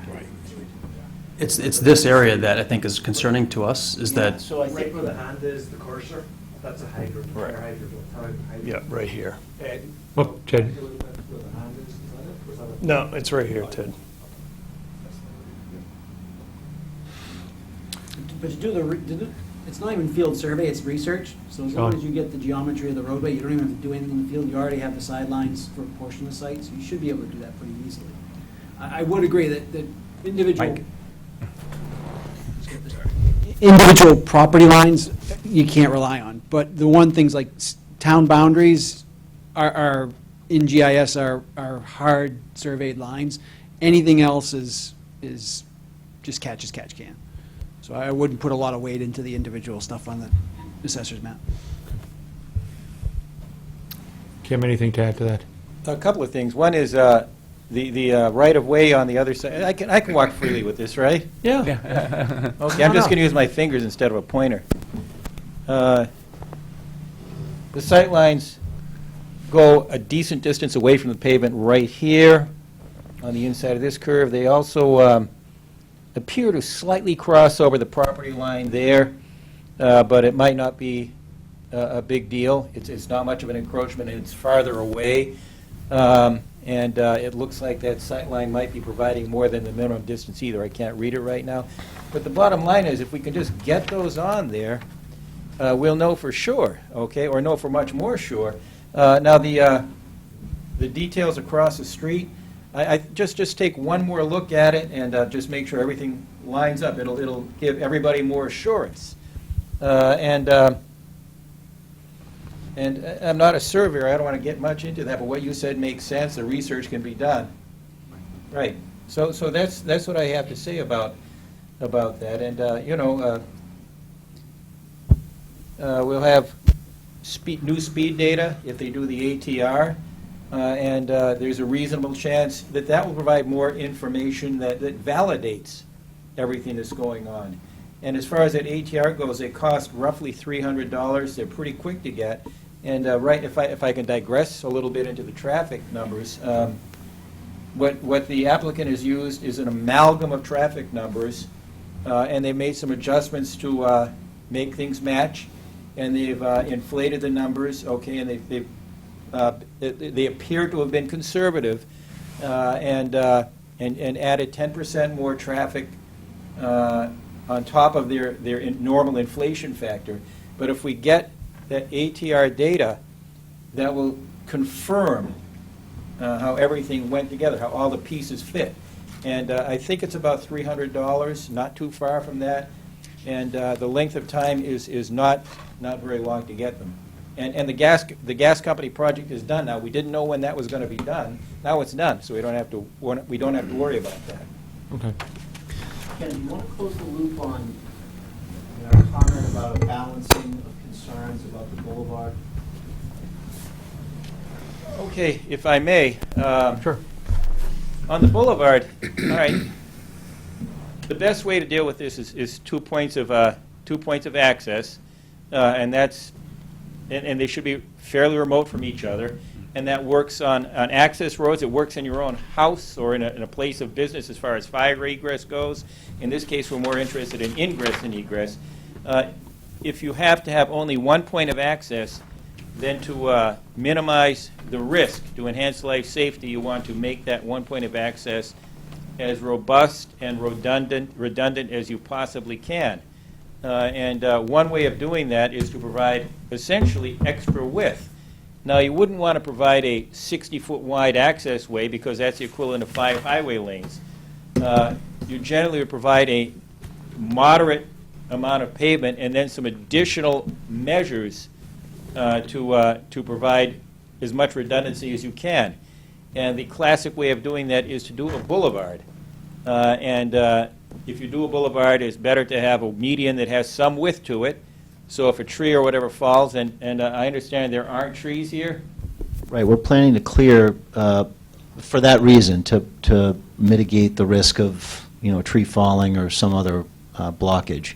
But like we also mentioned, we are planning to have the ability to, and I know we've discussed on other projects, there is another sort of balancing here, but the ability to drive up and around a blockage as well. So the cleared width would be on the order of 30 feet wide. My only concern about that would be, and there might be a way of mitigating this, would be 30 feet isn't really that much extra width. It's only 6 feet more than a standard driveway. Now, granted, the lack of trees helps mitigate that. The other risk would be accidents and other road blockages, which aren't necessarily high probability events, but they can happen. But my primary concern with that is in the wintertime, the shoulder might be impassable. It might not be an all-weather situation. If you have a boulevard, then both barrels of the boulevard need to be cleaned or people can't get in and out of the site. And as far as a balancing act goes, yeah, you're balancing, looking at this thing reasonably, you're balancing impervious area, cost can be a factor, and the physical real estate you have to work with. Those are all factors. If you can do the boulevard, in my opinion, that's the second best treatment short of having two means of ingress. If you can't do the boulevard, then you need to do the best job you possibly can to make it work under all weather conditions and not make it too narrow, essentially. Can I just ask, what was the reason for taking it off? We got some feedback from various sources indicating that it might have been overkill as far as safety. I mean, I think... Who said that? There was an engineering comment, nothing was definitive, but there was a comment to the effect that it might have been a bit of overkill. And we did come in... corner. We did come in Pretend, we just say it. with a conservative design. We came in with a conservative design that generated a lot of pavement. And this is one of those areas, it's common, okay? The Commonwealth's running out of developable land, and this is the type of site that you see throughout the Commonwealth in a lot of cases that have 40B projects on them. So this is one of the areas where the HAC has struggled with this issue. And I think I mentioned early on, I've lost a dead-end road case. I've lost a single access case. Brought it to the HAC, and there was a pinch point, and it was like 24 feet, and that's all we had to work with, and it just didn't fly. This is not that, okay? And there were other factors as well, and they take into, the test is the totality of the circumstances. So the totality of the circumstances led us, as the design evolved, to say, look, we're going to clear out a lot of the foliage and vegetation around there. You're not going to have old trees that are going to fall in the middle of the roadway. There's not a lot of major slope and major curve that you're dealing with. You got a good straight shot where the paved width is 24 feet. It's not a pinch point. We have, in addition to 24 feet, we could do pull-offs in some place. We could do sidewalks. There are many things we can do. This is what we've settled on at this point. And it's Kim, absolutely. More is better from a traffic safety standpoint. But as you balance these different considerations, this is where we've ended up. And we're pretty far into the design at this point. And we really did put a lot of thought, understanding that, yeah, sure, 6-lane highway would be ideal. We're not going that route. Sean? So with all due respect to everybody in the room, really the only people that matter are the fire chief and the police chief. So what I would suggest is have a dialogue with the fire chief. The fire chief, they can get their trucks through just about anything, but they're going to get they should get what they want. So I'm on the side of less pavement is better. So as long as the fire chief's happy and we have less pavement, I think we're all better off. To Kim's point, it's a balancing act. So, but I think clearly the fire chief has the most vested in that decision and should be consulted as part of this discussion. But it actually is a waiver request. So it's not just a question of, is this meeting industry standards or good design practice? There's actually a bylaw in the town of Norfolk that prohibits this kind of design. So I think that's where we're trying to balance, again, the local concerns against the need for affordable housing, the local concern here being, well, we've got a bylaw that says you can't have this kind of long dead-end road without a secondary means of access.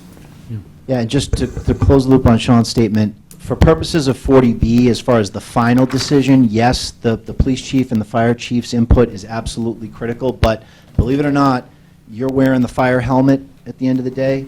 As far as local officials, this board does sit in the position of every local official, so ultimately, it's in your discretion with their input. That's right. And we haven't lost a single access point to HACS, so see, we're way ahead of you. What we should probably do is, why don't we talk to Phil, do you want to talk to or Ted, to the fire chief, get his input? Then why don't you and Kim work together a little bit more, and maybe we can get a little bit better, closer to this point? Does that work? I think that's probably. Do we have a fire chief right now? Is it, I thought. We do, we have an interim, and in December 2nd, we have the new fire chief will be starting. So we have a deputy fire chief that's. Okay. Yeah, but we have the deputy fire chief is acting, and he's been here for 40 years, so he'd be a good, I think he'd maybe do that. Okay. And then I think it'd be good just to, I think the ATR will sort of close out a lot of, so let's do that. I mean, I think that's a good point that Kim brings up, and get that done. Can I just go back to where I was before? Yes. I got cut off. So just to recap, what we're looking for is concrete survey data for the areas where you're crossing outside of the paved surface. So you're saying that this is in the right-of-way, but you don't actually know that, right? Because you don't have the layout plan for Seacock Street. You're assuming that's the right-of-way. And it's variable width, but I think one of the things we pointed out was the fire hydrant in that location, if that's within there. But I think we can do some blow-ups in just a few areas that I think have been identified of concern. And, we should be able to provide additional data on that. We'll submit it to Kim first. Yeah. And talk to Barry LaValle. He's the deputy DPW director. He has a lot of this information on CAD, and he might have that information that can also help you. He's been doing a lot of that, so he might help as well. And it's not just the south end, it's also the north end. Right. Because there is, this site triangle crosses over this area here. I mean, this is your site, but then this is the property next door, and your site triangle is partially on, outside of the paved surface on this side. So I think you need them on both locations. Yep. And this is the intersection site distance plan? Yep. Okay. That's fine. I did want to follow up, and I know Dan introduced the concept of intersection site distance being no less than stopping site distance. And I think Philip did some research on that, and he understands the concept. And I think ultimately, there are some cases on this issue as far as how the state views it. And I think it remains that stopping site distance is the critical one. And I don't think they necessarily take that interpretation, but we have identified it. We can continue to talk through it, and we'll continue to show it, and I think we can ultimately achieve it. But I have to say I disagree with that one. And just But that issue also affects stopping site distance, because on this plan, this is the stopping site distance plan, you are going over this area as Yep. well. So you may not have stopping site distance unless this is the right-of-way, and we have the right to clear the vegetation, the trees. See that there, yep. And then if we can update that chart that you presented in your first initial one would be good, that shows the stopping and site distance and everything. Yeah, that chart you have, yeah, just update it, okay? Any other comments on the traffic at this moment? Can I add? I thought we were gonna have a third sketch showing making a left-hand turn into the site. I think that, which concept are you concerned with? Which site So distance are you concerned with? If you're coming from the north, which would be from Cleveland Street, traveling southbound, if you were to make a left into the site, do you have enough site distance to make that turn safely? Talking about that movement being. to make the turn safely, so, So if you're taking a left into the site. yeah, but what's the sight distance you're concerned about? So it would be, so if you're coming down this way, you Yep. probably stop, I would assume, right here, and you go make a left into the site, then your sight distance would probably start to go up this way. Kim, go ahead. If I might step in. So what you're saying is, the vehicle would be sitting here and cutting across here, conflicting with a vehicle coming from this direction, correct? Yes. And I think that would be an easy thing just to check and confirm. And I think you should do it. It's not a big deal to do.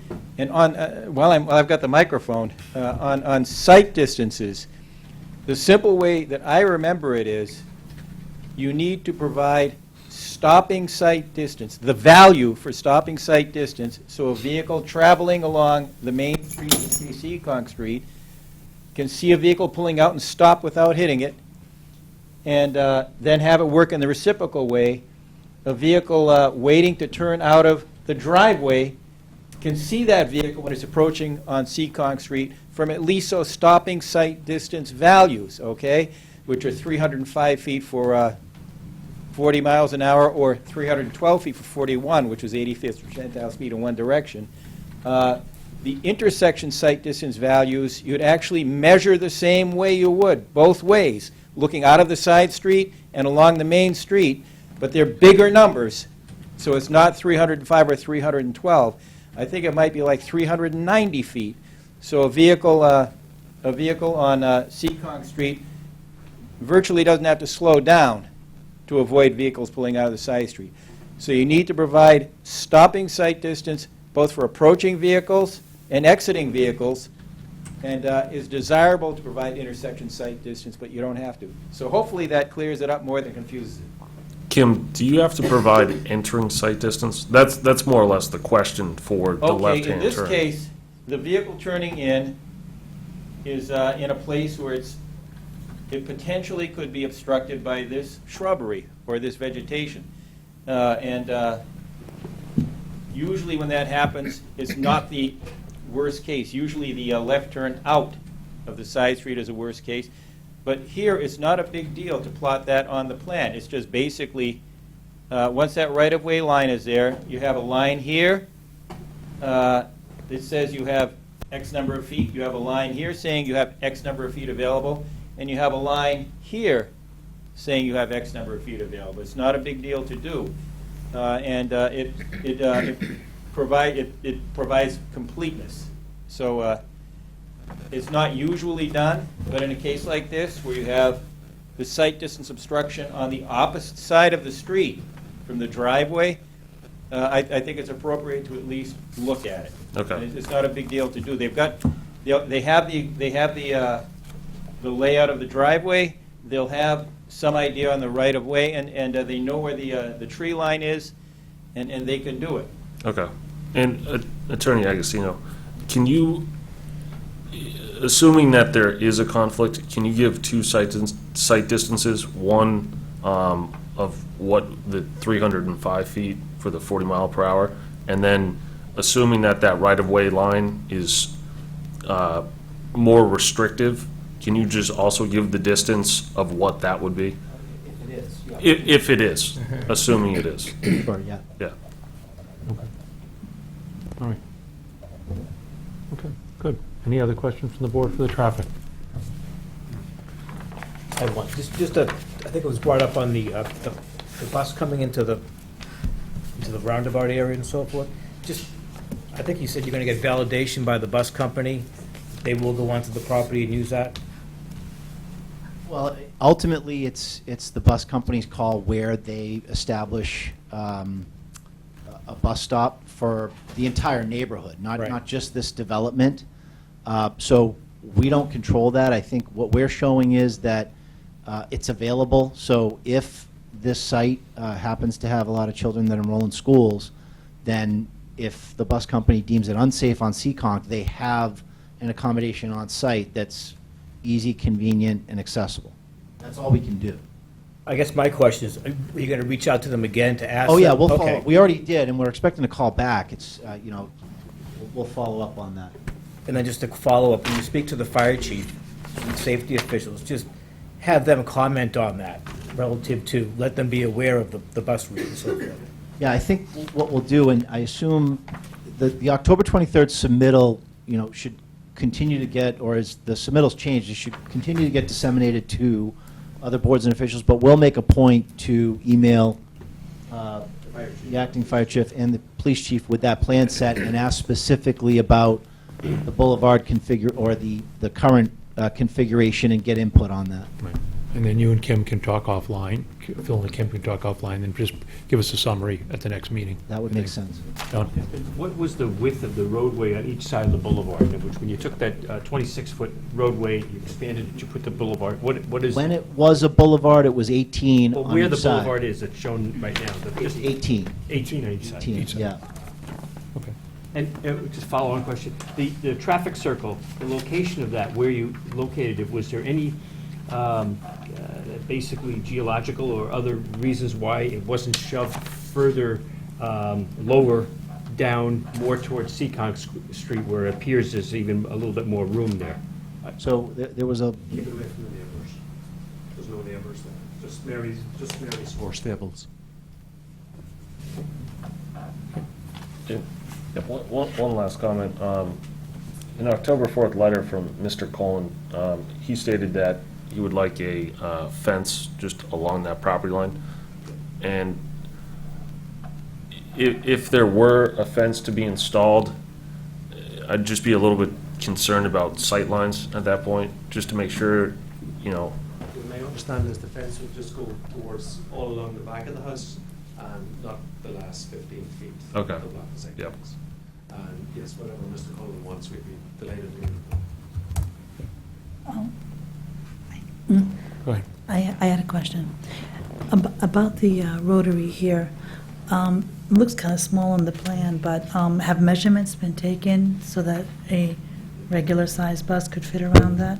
Okay. yes, yeah, and they do, they have a program that allows turning circles for the largest piece of fire equipment, the largest bus, or, you know, a bus, to navigate all of these. So we did apply those turning circles. What are they called? Okay. Turning templates, that's it. It escaped me for a second. Oh, you're dating yourself there. Yeah, that's, yeah. Oh, okay, and I don't know if any consideration has been given to 100 feet out, because no one can operate a vehicle within 100 feet of a bus when they're stopping, so that, I don't know if that's been considered. So to scale, there's actually quite a bit of space here. And it's actually, now that you point that out, I think that's another benefit of having the bus shelter here. So if the bus is stopping here, you're going to have a clear view of it coming up and coming down. And I think there's much more than 100 feet on either side. Okay, and is Seacon Street, has anybody looked into it being I guess, a state scenic roadway? Because you're not allowed to cut brush, and branches, and trees on scenic roadways that are registered with the state. So I believe Seekonk is one. Seekonk Street, flows over into South Street into Medford. Streets in Norfolk is scenic. I know, but there's like registered scenic roads. Yeah, so generally, and I've encountered this with walls along scenic roads, stone walls, safety concerns do trump the cutting of shrubbery along a scenic road. So if we had to trim a few branches to get sightlines and ensure safety, we can do that. The other thing to keep in mind is if that were a state requirement, we can't waive it, but I've been involved in projects where that concern has come up before, and ultimately the safety concerns prevail. The state requirement clearly states that it needs to be referred over to the planning board if there's a planning board in that town. So you're acting as the planning board in this No, instance? I'm not, just No, consideration. no, we act as the planning board on the 40B. Okay, okay. Okay. Any questions from the public on the traffic program to date?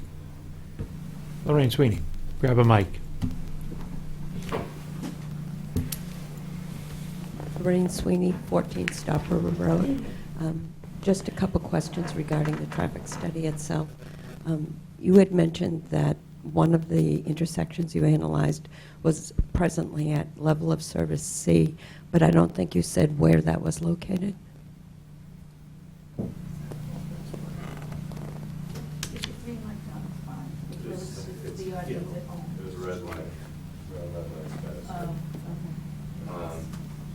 He's right behind you. The LOSC status that I referred to was actually in the 2026 conditions for Cleveland Street at Seekonk Street, excuse me. In the existing conditions analysis, we found that it was operating at level of service B, and that in the no-build condition, it would also operate at level of service B in the AM condition. And basically, the result of that is saying, you know, in existing, it's LOSB at every intersection. In the 2026 no-build, the AM peak hour at Seekonk at Cleveland Street is LOSC, but the PM is B, and the 2026 build, it is also C. So that analysis is basically stating that the increase to LOSC is due not to this development, but to the background growth of you know, other projected volume increases. I got to pass the mic back. Ted, we'll buy a new mic with this extra money you've given us. And again, just regarding off-site, Lorraine, can you speak up a little? I apologize. I can't hear you. The public might. also, as far as other intersections off-site, you may have analyzed but did not make reference to the intersection of Route 27 with South Street in Medfield, and also the intersection of Stop River Road with Seekonk Street.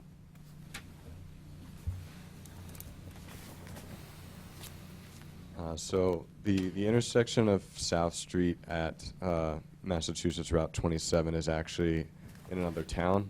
I did reach out to their town planner. I apologize, I forget her name offhand, but I did reach out to her. And asked her if there had been any recent developments in Medfield near that intersection from which we could also pull data. She said the nearest or the most recent development anywhere near there, which didn't even have that intersection, was I believe from 2011 or 2012, which I felt was it was just too long ago to use. And so we did reach out. We did not evaluate that intersection. I did. In coming to the site, I did stop by that site during the 7 o'clock hour on October 15th to look at queues at that site and observe those queues there. There was 15 cars in the longest signal cycle that I observed. Despite that queue, every car made it through the queue during that green light, which indicates, at least from the time that I was there was not a cycle failure. And then we did not further evaluate the Stop River Road intersection. Go ahead, Lorraine. Yeah, both work now. I guess just my comment through the chair would be that my experience has been that you can sit through a couple of cycles of that light there at the intersection of 27 and South Street at both morning, mostly in the morning when you're trying to get out from Norfolk. And then the other thing would be that they follow through and include Stop River Road in the analysis. Could you take a look at that, Phil? Maybe. Stop River, definitely. And then I agree with Lorraine, especially in the morning. I think the 27 going north on 27, you can hit 1 or 2 cycles in the morning between that 6:30 and 8 o'clock time frame. Can we take a peek at that again? So just to clarify, what are we asking for as far as Stop River Road's concerned? Again, to look at that. Traffic Yeah. queuing? Yeah. And delay? Is Yeah. there existing delay getting off of Stop River Road in the morning?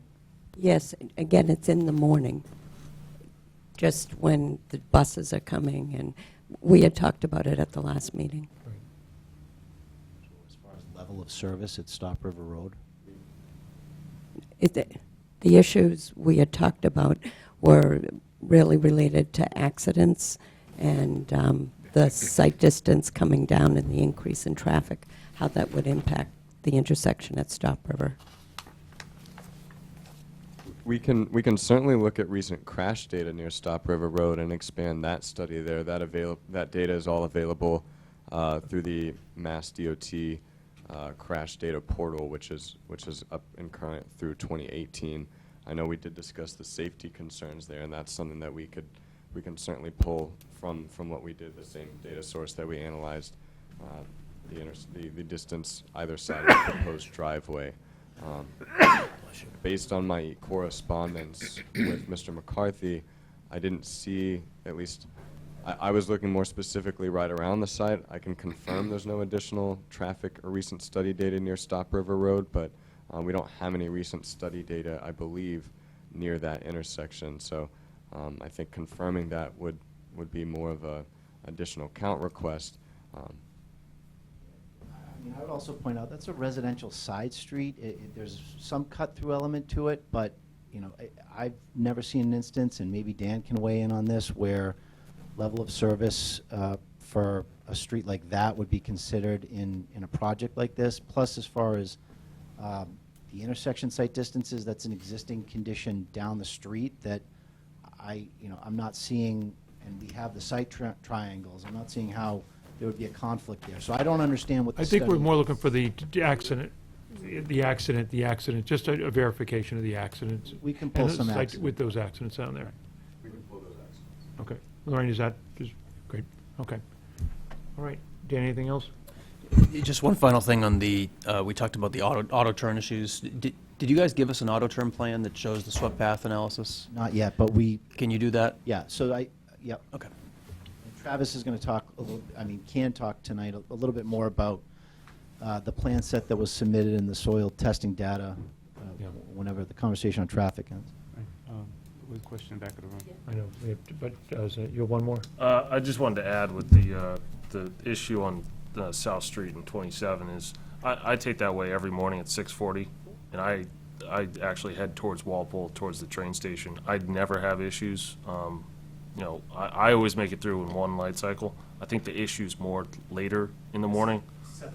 Yeah. Backs up. And Yeah. The buses are right. It starts. I go that way most of the time to work as well, and it backs up 7:30. If I ever take like a later train, like I think it's like the 7:20, I'd like never go to South Street and 27 because it's, at least from what I hear, it's always backed up. So. And the young lady in the back. Hi, my name's Monica Cullen. I'm 150 Seekonk Street, and I just wanted to address that fence issue. We had proposed a fence be installed. We would prefer it along the entire line of our property, specifically getting out that last 15 feet because of that pond there.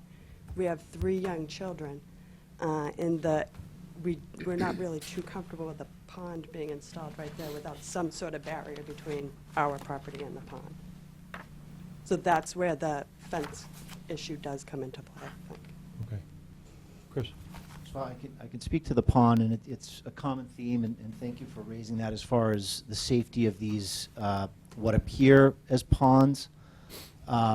Generally, these are designed so that they're not holding water longer than 48 hours after a storm event. And also, the grading on the side of these is such that it's a natural slope, and it's not something that, and again, it varies from town to town, project to project, and, you know, once the details or a little bit more detail comes up on the configuration of these as far as the slopes, we can give you more information about the safety of that. But it looks like a pond. We could probably show you pictures of what it looks like in, you know, real development. But the idea of, you know, having. I think once we get into the architecture and landscape, we can also you could probably show something maybe that has a clear fence for maybe a certain portion, and maybe a more solid fence. We can definitely address that Yeah. concern. So I have the running list here, and I'm going to add that. We'll get it, we'll figure that out. Are there other like security measures, like as an alternative to a fence? I think what that Chris maybe- said- I Chris just did talked one about where they like spec'd thorn bushes around. We'll figure, when we get to the landscape. Could be a chain link Which fence for part of I it. didn't think made any sense, because with the bushes there, you wouldn't be able to see someone if they were in distress in the pond, but we settled on, that was an interesting one, but. Okay. Anything else on traffic? One more. Yeah, just considering the Clark. size of the project, it appears there'll be a considerable number of children possibly walking to that bus stop, whether it's just beyond the roundabout or out towards Seccong Street. Will they have access to sidewalks within that development, or will they have to walk in the roadway to get to the bus stop? I think we're going to let Travis talk about that, but if you want to address it now. Yeah, there go is a ahead. continuous sidewalk throughout the development, yes. Yeah, okay. All right. All right. I guess we can let our traffic engineers go. We appreciate it, and you guys got your little bit of work cut out for you still. And I would like to reinforce that you try to get some type of answer from the bus company, if that's who it is, because a lot of my concerns are predicated and may be resolved with this type of scenario, assuming the bus company's gonna come up. If We'll they, make contact. if they say we're not gonna come up, then I think we have to look at it again. I think just ask for Tim. He's the one you want to talk to over there. Okay. All right, thank you. Kim, you got to work on your socks. Phil is way ahead of you on the socks here. He's got quite the exciting socks there. Look at that, solar systems and everything. So, he's winning, so you better next time, you know. All right. All right. Now, Travis, you're going to walk us through some of the design changes as well as the layout change. Yeah, so obviously we've discussed the boulevard, the change in boulevard to the 24 feet of pavement and the grass shoulders again. The concern there was reducing impervious area, which directly relates to those ponds down at the beginning, the size of those ponds. Based on the extensive soil testing, I'll back up a minute. Obviously there was some soil testing done on site. There were some original discrepancies in what was found as far as underlying soils and then map soils. This extensive soil testing basically came back with the result of it's good material. It's sand, basically, is the underlying material, which is representative of geologic soil group A.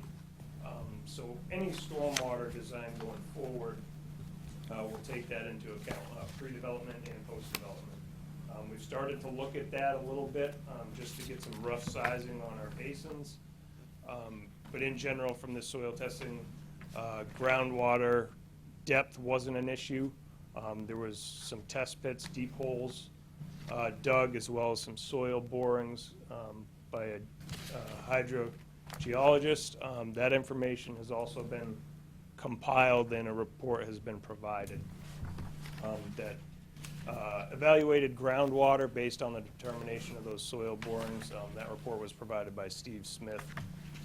Showed groundwater flow.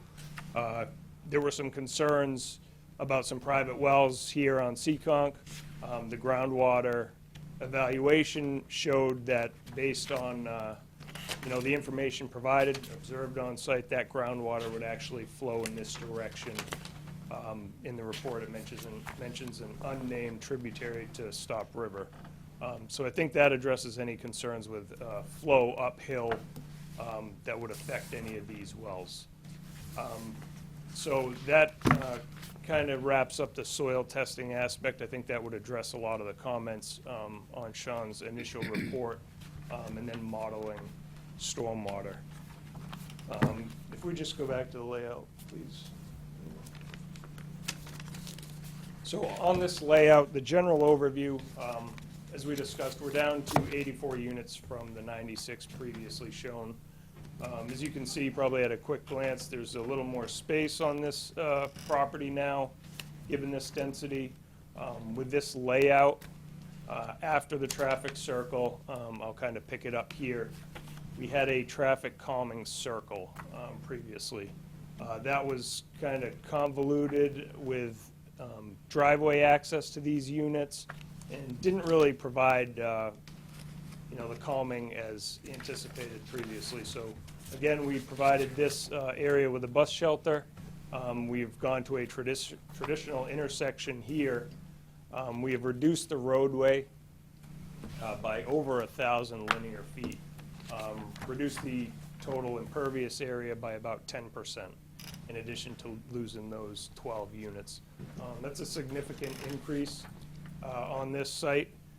So From this point here, we come up into the site around this corner, where if you remember, we had a dead-end hammerhead with 4 units, which was discussed. We have eliminated that.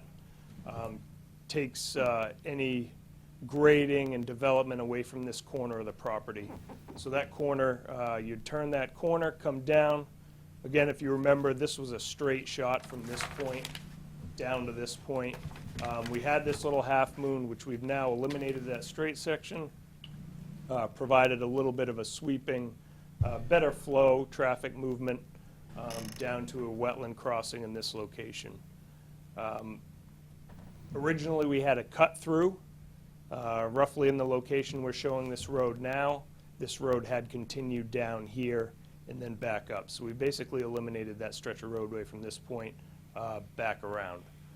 So based on the soils on site, we did extensive testing in this area here that we've designated for a wastewater treatment plant. Again, that information has been provided on the plans and in the report. That sizing is sized basically to handle 25,000 gallons per day, which ends up being 225 bedrooms designated within this project. The sizing of that was similar to a project that's been done in Rentham that had a wastewater treatment plant designed and installed. So that information was provided, the components. There's various tanks that go into that.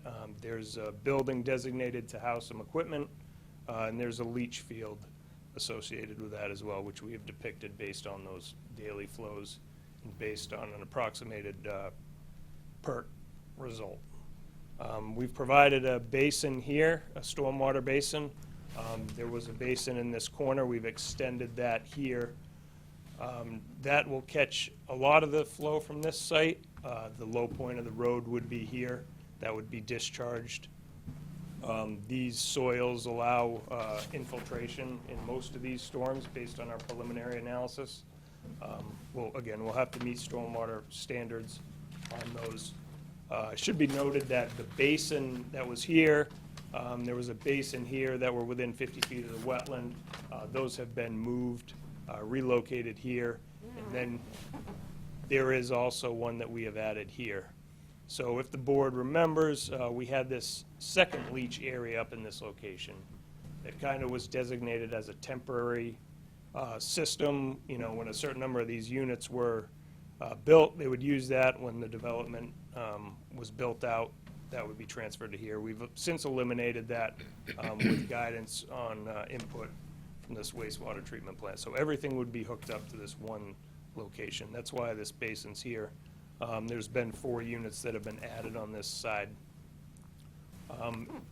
So we do provide 4-foot sidewalks throughout this project, so there'll be safe access for any school children. I know that was a comment that came up, to be able to provide access for those to be able to walk down to the bus shelter if they so choose. Is there going to be a separation strip there as well for the sidewalk? Or is it abutting the Cape Cod berm? It would be abutting the Cape Cod berm. Okay.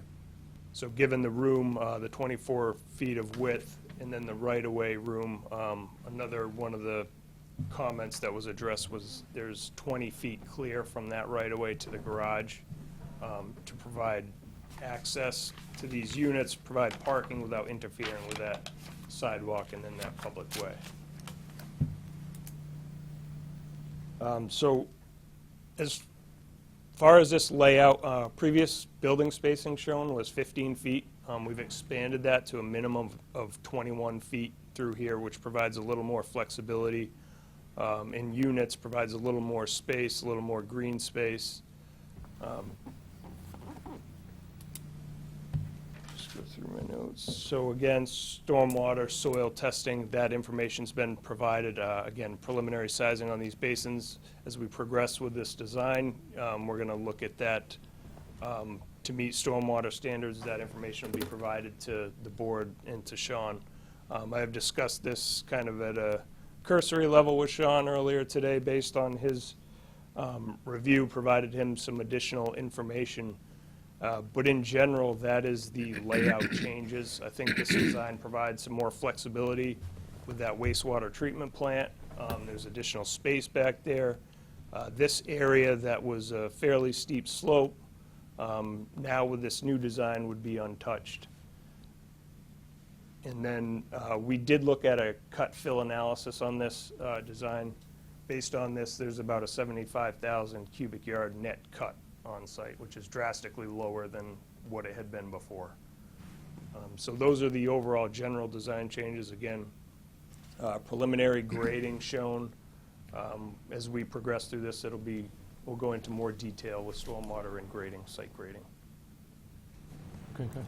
And you're going to provide answers to Sean's initial comments as well as what you and him have discussed. Yeah, so we provided a response letter, an updated response letter today. Some of those items have been addressed. As we go through final design, those comments will be addressed, yes. Okay, good. Sean, do you want to, Yes, so just it's important to understand that these plans aren't at a level, aren't developed to the same level as the prior submittal was, so they still have to get to that point before we can really comment in earnest. But we identified a lot of foundational concerns that we didn't think were achievable the way it was designed, and they've addressed all of those. So if you remember, they had detention ponds right next to the wetland that were actually higher or lower than the wetland. They had the septic system in a place that was right near that big ledge knob. So all those things got moved around and addressed, all to the net benefit of the project, because now we've got a little bit more space, 12 fewer units, a little bit more breathing space to deal with issues that might come up future in the design. But right now, they're trending in the right direction. We're certainly going to have comments, but not as big and substantial as the ones we had on the prior submittal. okay. Mr. Chairman.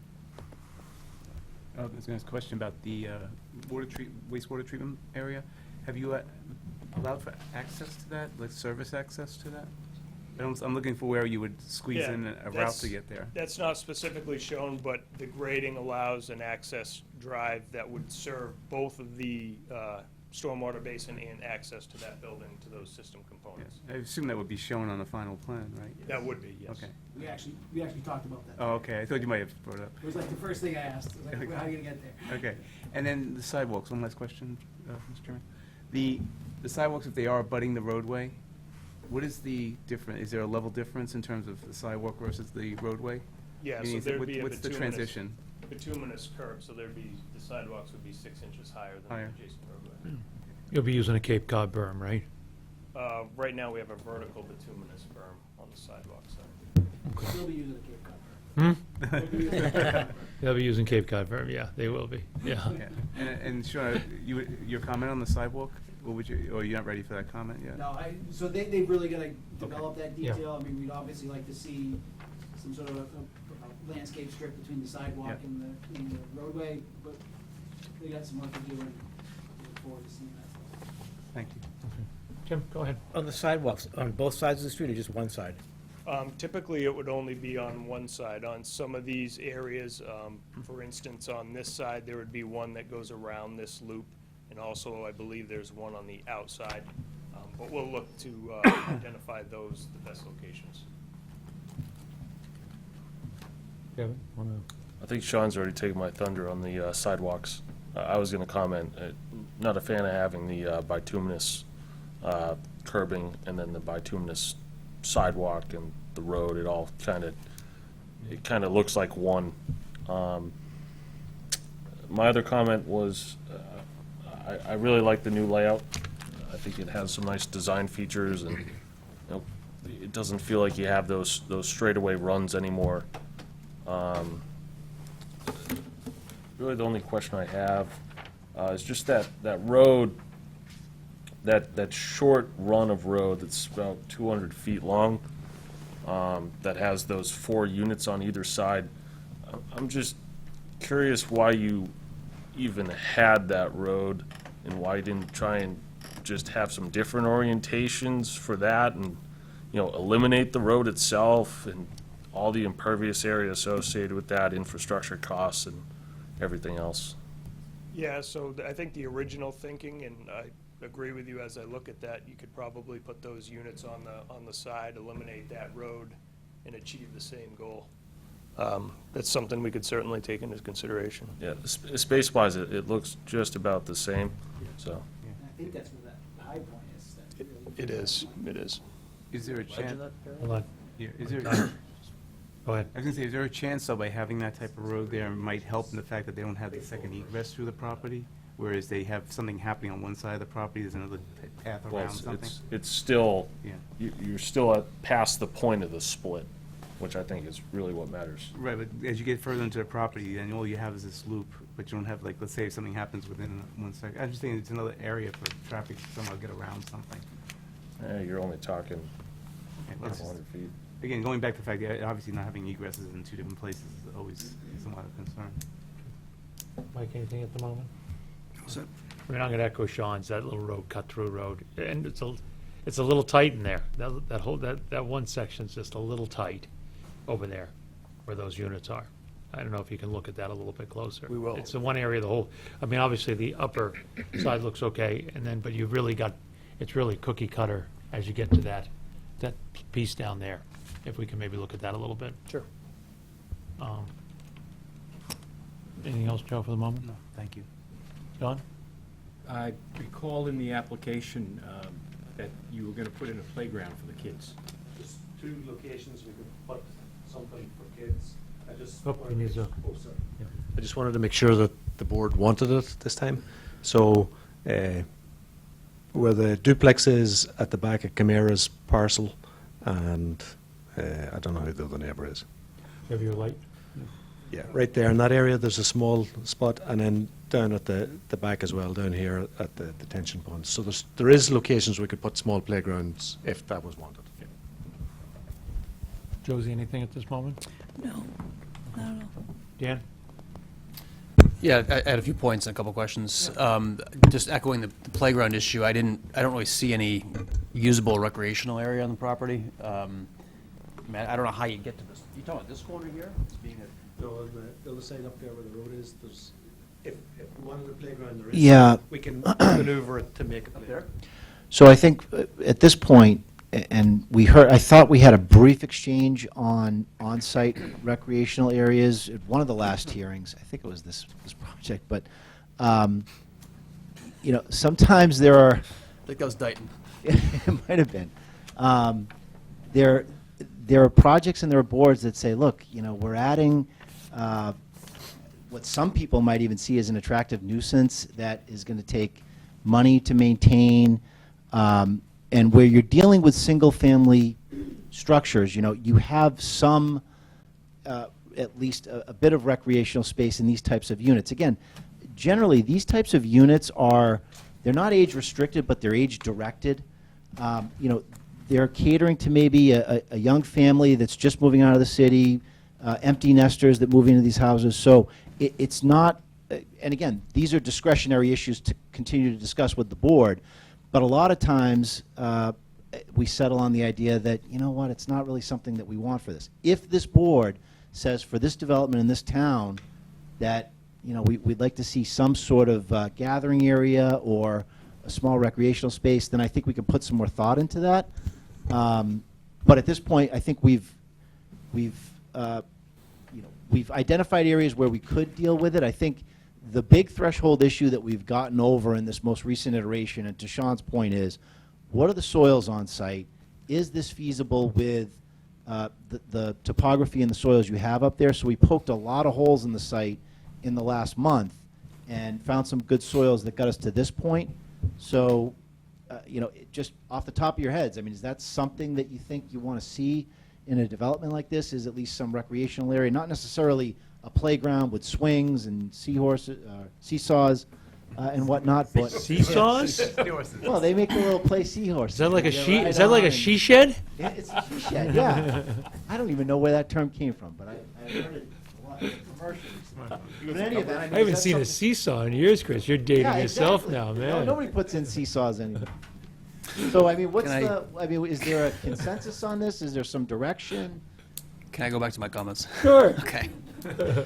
All right, so most 40B projects that we work on, including, Enclave, we've really looked at the intensity, the use of the site, and the density to a lesser extent. But what's really important is having area for people to have some breathing room and to be able to, have a little bit of green patch. And just looking at this development, these lots are very tiny, and there's not really any meaningful open space on each lot. And where there isn't a lot of open space within the lots themselves, then you'd want to see some meaningful large areas of just grass, playground, fields, places where people can go outside. For the enclave, that was far less intense than this, and it had a lot of open space. It had trails. It had and we actually pushed back a lot on the density of that project.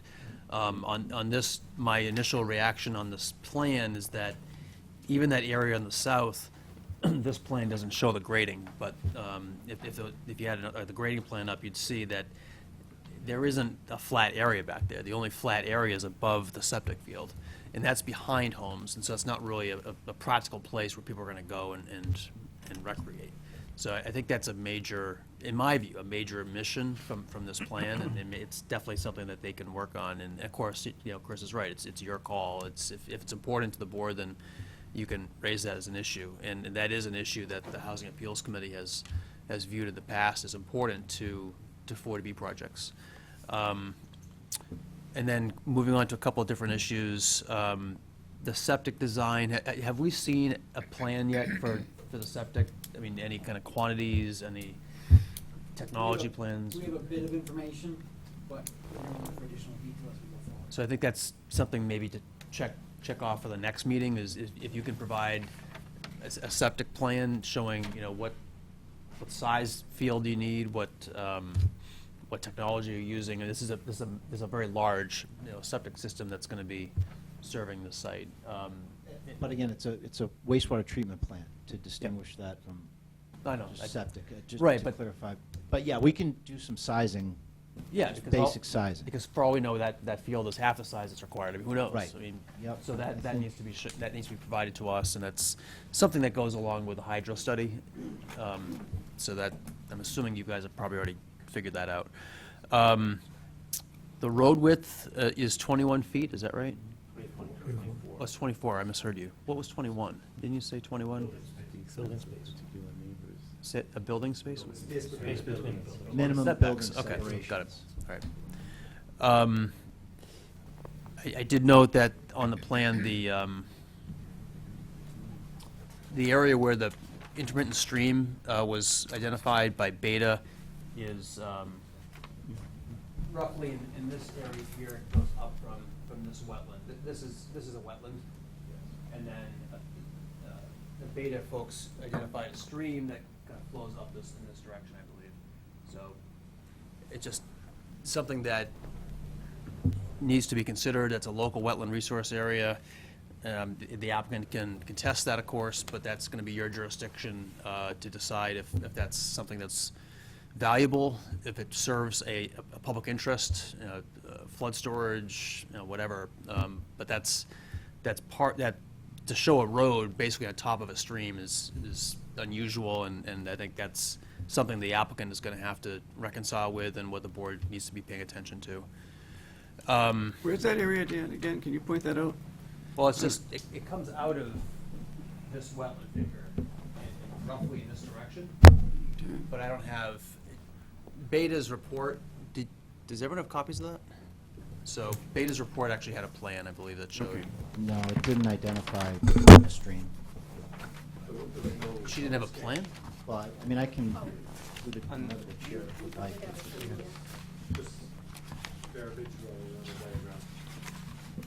I thought I saw a diagram with a stream on it, didn't? If I could elaborate on that, I don't know if that's a concern tonight to talk about. I think what we're going to do is we're going to let Marta, we haven't followed up after your letter from Ecotech. So we're going to talk to Marta, ask her for recommendations, and then we'll pass those along to you, and then we can discuss it. Sounds Obviously, fine. we want to get it sooner, because obviously, you're trying to finalize plans, so we're trying to get that. So we will talk to Marta, ask her for recommendations, and delineations, and then we'll get back to you on that, if that's okay. Is that, Dan, does For that work tonight's for you? purposes, I think that's. Yeah, Yeah. it's not something, Yeah. I'm just raising Sooner it rather that than later, because you're obviously trying That's to. where the stream was. trying to- Well, I think it was conclusive what Dan said, that there is a stream, and that's still something to be determined. So I think we can just leave it at that for tonight. We're still looking at it, okay? Yeah, keep going. And then, with respect to the test pits, at some point, I think we need to hear from Sean about what his reactions are. I mean, one of the big issues with test pits is that tells you where the groundwater is, and that's important because you need to have separation between the bottom of your infiltration systems and the seasonal high groundwater. So, I mean, we don't need to get into the details tonight, but So we were out there we were out there witnessing the test pits with their team of people. Our findings concurred with their findings. I think that's why you see a lot of the movement in the stormwater basins, moving away from the wetland and to the more peripheral points of the site. So all indications are that we're speaking the same language and we have a fairly consistent viewpoint.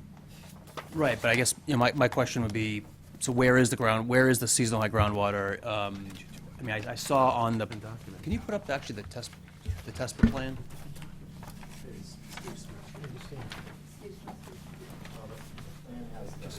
Testing, color testing. So Dan, just one thing to keep in mind, it's very variable across the site.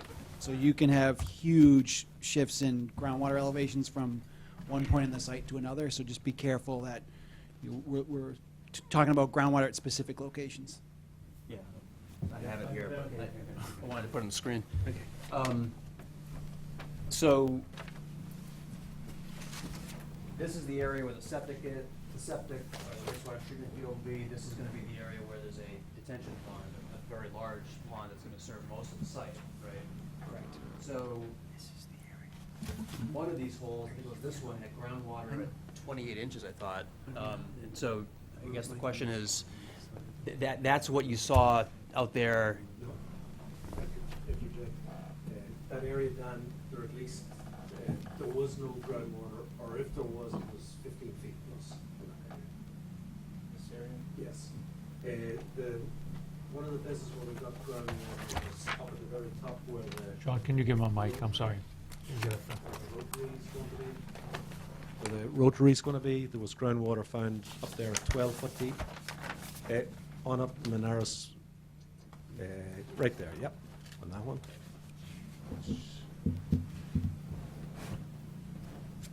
Okay, so this is test pit 2044, right? Yeah. Is this where your pond is? Yes. Doesn't this say over here that you have groundwater at 28 inches? Am I not reading this right? That must be a mistake.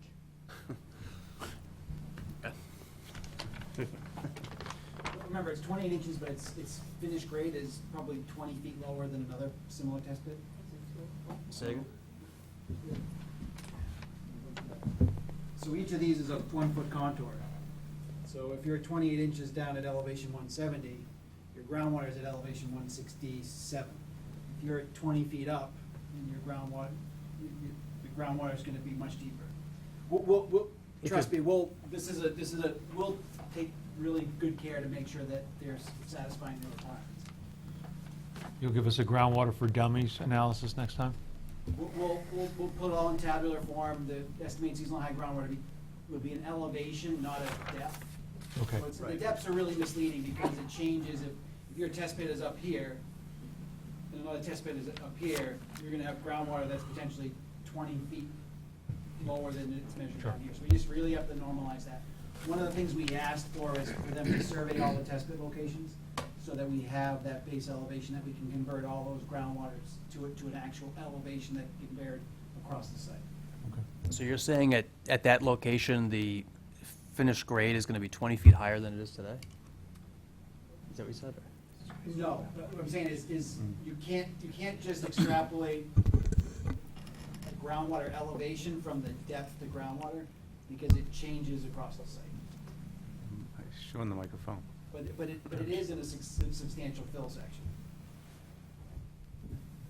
Okay, but you have to have test pits in the location of your drainage structures. Yes. And that's where this is. Yes. So that, I don't. And they're gonna have to prove that the bottom of their basin is at a minimum 2 foot of separation from estimated season ground. Right. If they can't do that, they're gonna have to change the design. Right, and that's the issue I'm raising, is that I'm seeing groundwater at 28 inches below the surface of that pit. Yeah, so that basin is actually, the bottom, I believe, is 8 or 10 feet above that elevation, where that basin is. You're gonna But be we'll adding- Existing grade. But we'll demonstrate that we meet the minimum 2 foot offset to groundwater. Okay. So you're saying you're going to raise the grade? The grade of the basin will ultimately be higher than that existing elevation. And what about the monitoring wells? So are these wells collecting groundwater elevation data?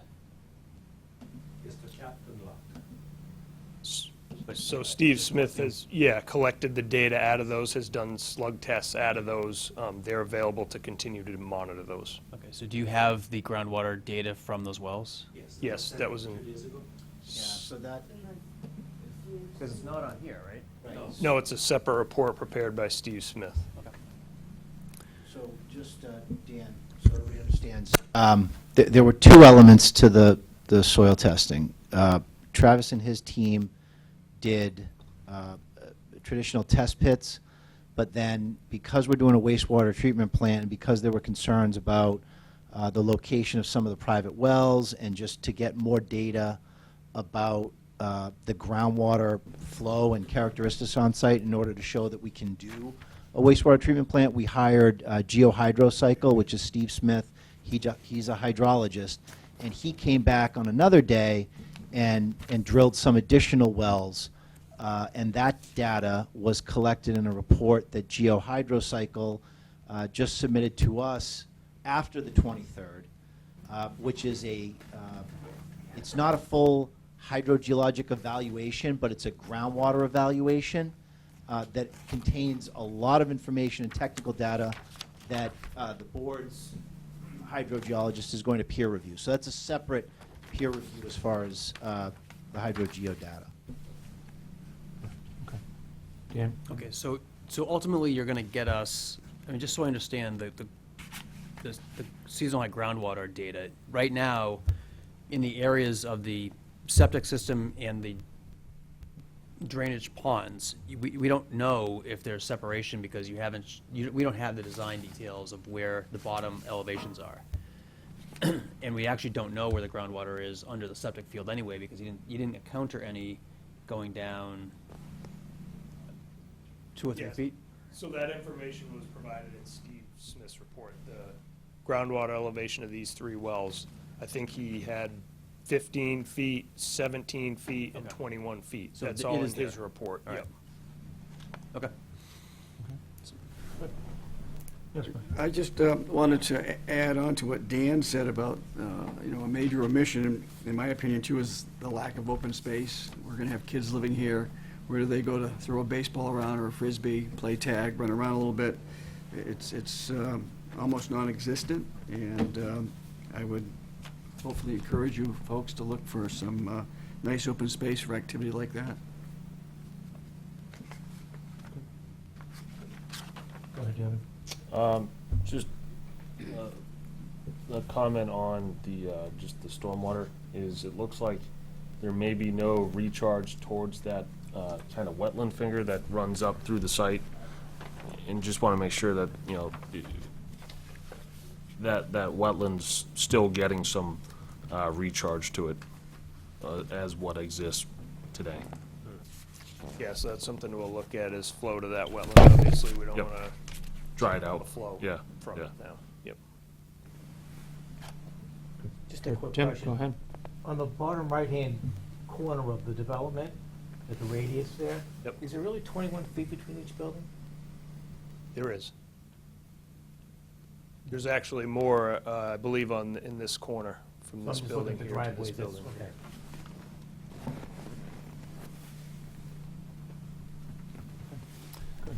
Dan? Just another question on the drainage ponds that are closest to Seekonk Street. Do they have outlets? Those do not have outlets. Those are at the low point of the site. I discussed this with Sean earlier. What we're going to try to do, depending how this boulevard works out, reduction in impervious area, is to minimize those, but look at not discharging anything and look at maybe having some extra capacity in those. So what happens, I mean, what are these designed for, the 100-year storm? They will be, yes. Okay, and what happens when you exceed those? Where does the water go in the street? It would run down Seekonk Street. It's curbed. I haven't had a chance to look at if there's any drainage. I don't believe there is, at least in this section of Seekonk Street, but we'll identify where that would go. But ultimately, we intend to recharge that on site, not discharge to Seekonk. What would prevent the water from going onto the abutter's property, though? Is there going to be a berm or something, or how's that? I mean, is it shaped so that it flows off? It would be shaped so that it would go towards Seekonk Street. There would be a berm on that back side of this. Is that your understanding, Sean, too? Yeah, so they're required to have some level of spill control. So their design requirement is to manage the 100-year storm event. There's always going to be an event that exceeds that. So I've asked actually Travis earlier today to make sure he tracks where it's going to go and where it's going to end up, so we're at least aware of that. And then they'll have to have some sort of spillway control that directs it to a particular direction so it doesn't go into the neighbor's yard. Sean, it does sound like a good idea to make those ponds a little bit bigger than maybe necessary to just kind of have that extra safety factor, if you will. Yep, so what they're required to do is they're required to mitigate the 100-year event and then have a foot of freeboard above that. I think it's always good to have a level of conservancy. What I would like to do in light of the fact, the comments that the neighbors have made, we want to keep those shallow if we can, keep the grades shallow, so we're going to have to balance those priorities. The important thing to realize is right now there's a certain amount of water that comes off the site and goes onto Seekonk Street.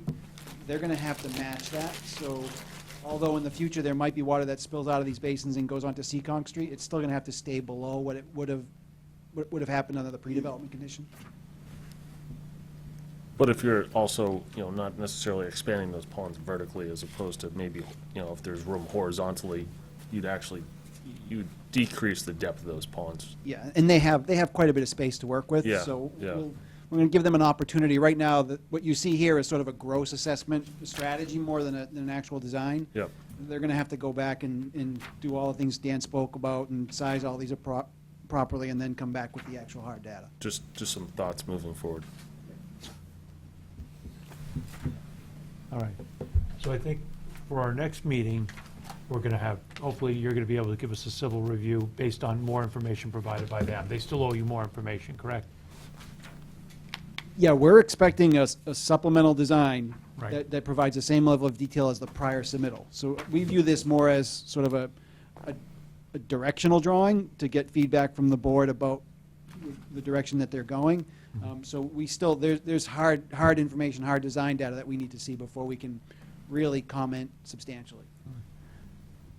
And I don't, Dan, were you going to say something, or? Well, the next question is timing. Yeah. How much time do you need to prepare that next level of plans that we can have then Sean review and then come back to the board? Yeah, so I think we got some feedback on this roadway here. I think at this point, I think the applicant is going to put its best foot forward on this configuration, and as far as the boulevard versus single lane, so I think we can commit to that at this point. So with that being said, it's just a matter of maybe moving this around and then starting some more grading. And we'll also look at the small connecting road in the site as well, and some green space. So, if we commit to this one, then Travis, I think you understand the level of detail that Sean's looking for to do a more comprehensive peer review. When might that be available? Honestly, probably 3 to 4 weeks before we could have a final design, stormwater design, all this information ironed out. I would want to have some level of certainty that we're not going to go and change things again, which is kind of the balancing act.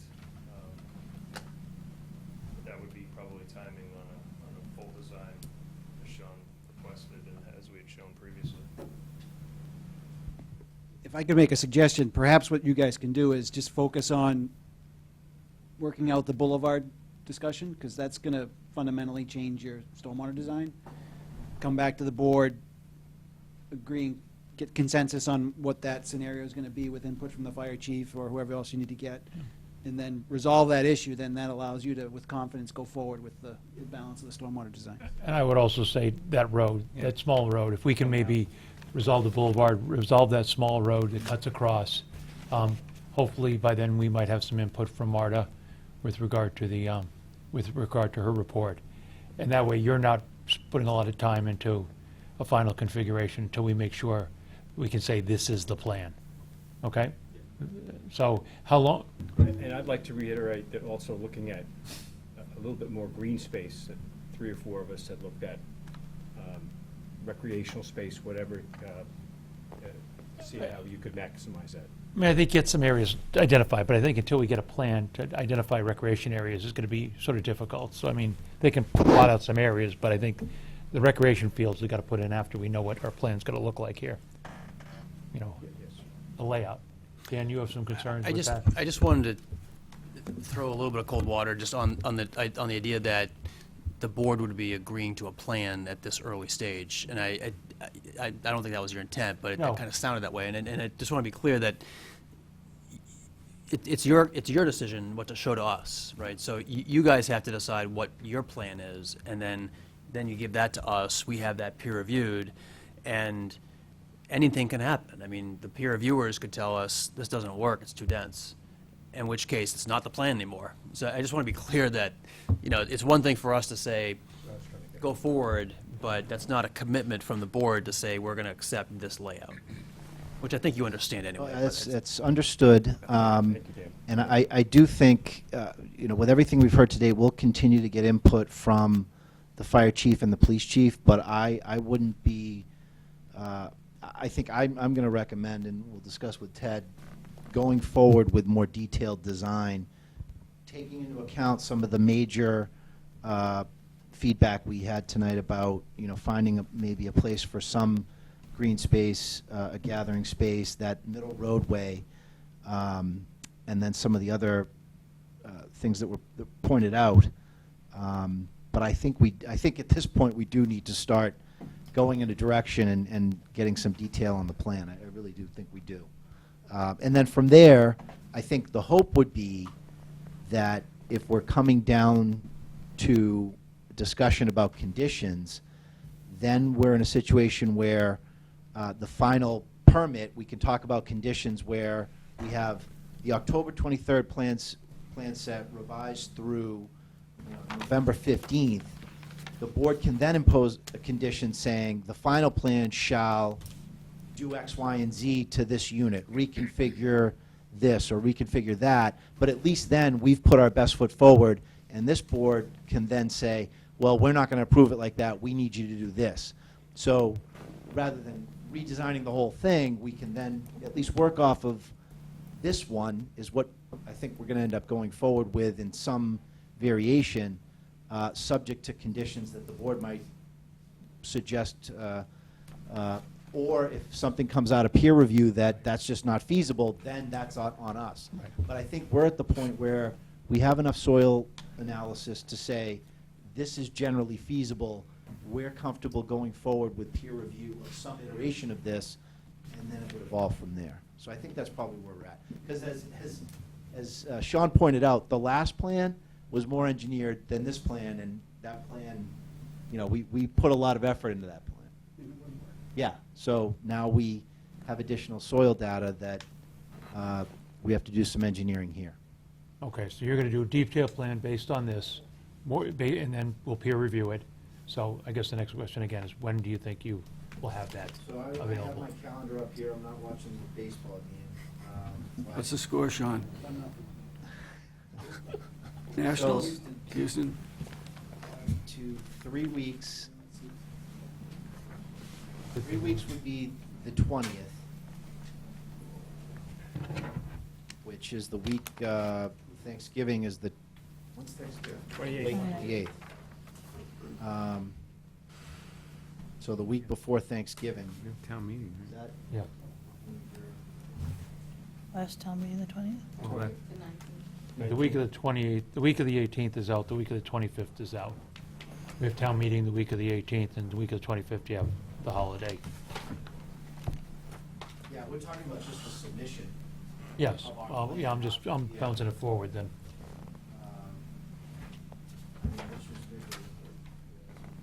Anything before 4 weeks, to be honest, at this level of design. Mhm. I'm not sure where that puts us meeting-wise and how much time that gives Sean going into it either. Well, if you get it, how long do you need, Sean? I know, no time at all. You can just do it right away, right? If he gets it to you by the 29th of November, we then would be meeting on the 18th of December, or the 4th. We actually are meeting on the 4th, but that's going to be, and the 18th. I think the 18th would be the next meeting. I mean, the 18th, I can certainly would be by. And you also, by then you could actually, we'll have the hydrology review, peer review as well, by your people. Yep. Does that work for everybody? Dan, does that work for you? It does. I have a haircut, so I'll have to reschedule that. Well, we see you shaved for this meeting, so good that you're gonna get a haircut. We just gotta work on Chris now, right? What is on the 18th, maybe, already? What do we have on for December? We have nothing scheduled for the 18th yet, December. Okay. Yeah. Does that work? Yeah. Okay. Does that work for you with your schedule? So you'd get something to Sean by the 29th of November, and then we'll have our meeting on the 18th. And just one other comment on design. So Birthday, by the way. 18th this November. probably goes without saying, but just so we're all on the same page. don't get off You on have, birthdays. in my view, a lot of work left to do on the site distance. And so if they end up having a site distance problem, which maybe they won't, but if they did, that's going to affect, I would think, the board's consideration of this very long dead-end road and the number of units being served by that road. Because typically, if you have a site distance issue, one way to mitigate that is to make the project smaller so you don't have as many people at risk. So I just want to, again, state that. It might be obvious to everybody, but I think everyone's going to be reserving judgment until we get that very important data set back to us. Yeah, and I was, Dan's always one step ahead of me, but I was thinking along those same lines. That's why he's on this side of the table. You wish you could hire me, come on. No, what I was going to say was, is there any way to make use of the interim to maybe have a work session to confirm the site distance issues? Because I think, what about maybe can we get some survey data that we could then do a work session on and just have somebody be able to report back to the board that we've got some feedback on on the site distances, we sat down with it, and then maybe we can make that a lot quicker. Yeah, I mean, I think that if you can get Phil and Kim together and get that done quicker, yeah, we can certainly set up a working session to get that going. Yeah. Because that's a big key to this, is getting those two to get those resolved. Yeah, the big key is that right away, you had mentioned Barry LaValle, so we'll reach out to him and see what data we can get from him for that right away And information. just let us know, and we can schedule a working session to get that done. Great, and would you want to appoint a member to participate in that now with the traffic experts, and maybe they can set a time to meet and hash through that so that they can then report back on the 18th rather than... Devin, would you like to be part of that? Sure. The problem for Devin is it's gonna have to be late, so we have to check with Kim and with Phil, see what hours they can do. Where do you work, This Devin? may not need a Boston. meeting.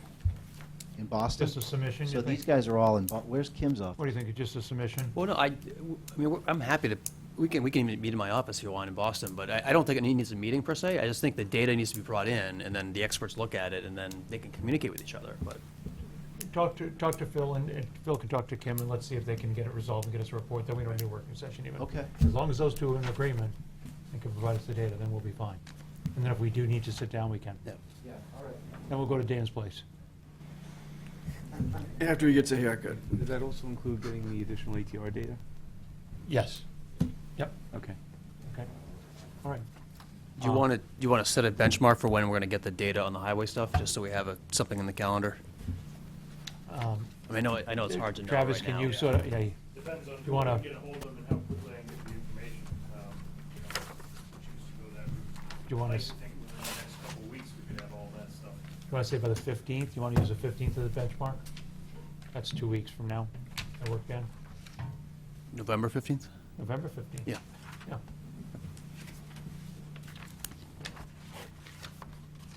And the auto turn plan, too. So, auto turn, ATRs, and any, I don't know if we can get the ATR by the 15th. I mean, that's a third-party vendor. okay, well, best you can. Good, yeah. Yeah, we'll do Great. the best we can. The auto turn, I mean, there was a question about the proposed roundabout, but generally, as the design, continues to evolve and we table that, I mean, we're gonna make sure, we're not gonna put auto turn on a preliminary plan with the Yeah, as long as it doesn't fundamentally change the design. I would think you'd want to know up front if you have an issue with the driveway entrance at Seekonk and the roundabout. So we have run the biggest fire apparatus based on information provided, as well as a bus around the entire project. Oh, you have already? We have Okay. internally, but we have not provided on a plan yet. But have you used auto turn? Yes, we have. So you could just spit that out, right? Yeah. Right. To me, it seems fine waiting. I don't think that's an issue. It's gonna continue to evolve, and there's gonna be some areas that might turn a little bit, so we're gonna do it now and then do it later. I think we've done it, I mean, why do it on this preliminary layout and then have it again later? So you might even get, confusing data just after. In The my only opinion, reason- I think it's, The only reason to do it now is just if there's a major problem, you can address it now rather than later. I mean, if Travis has said he's already run it without having, Comfortable with it and to put these roads, out there, that we've done that analysis enough to be confident that they work. Okay. because at the end of the day, if it didn't work, Yeah, so here's what I'm saying, and I think we might, it's getting late at night, but what I was considering was put it in the plan set that's going to be submitted to Sean by whatever that other date was, the 29th versus the 15th. So the data will be like, rather than go through a comprehensive and do it on this preliminary layout, we'll put it in the plan set for the 29th. Because That's we're fine. confident that we're moving forward That's with fine. this. That's, I think that's what I was trying to, all right. make sense? No? I think so. I think it makes sense. Sean? Sean It thinks works. it makes sense. It works. Anything else, Dan? No. Okay. And you'll put out something, just given some of the benchmarks we're gonna do. I will, again. yeah. Site distance. Okay. Yeah. Anything else, Chris? Nope, we're on the same page. Ted? Sean? All right, I'll entertain motion to continue the public hearing till December 18th at 7 PM. I still move, Lorraine asking a question. Oh, Lorraine, one more question? You gotta use a mic, Lorraine. Go ahead. Speak up, speak up. If this is the design you're going to move in the direction for, I just wanted to point out that another resource area you might want to just be concerned about is located right down here. And maybe when you're looking to realign this, you can think about tightening that up. It's a thought, but there's a resource area, there's a certified vernal pool here that you may want to take into consideration when you're doing, or revising that layout anyway. Thank you, Lorraine. Travis, could you just, maybe on the next plans, just show like an approximate buffer zone to where that resource is? Yeah, we could show that if it's available on GIS, the location of that. Yeah. Is it out front? Closer to the road, right?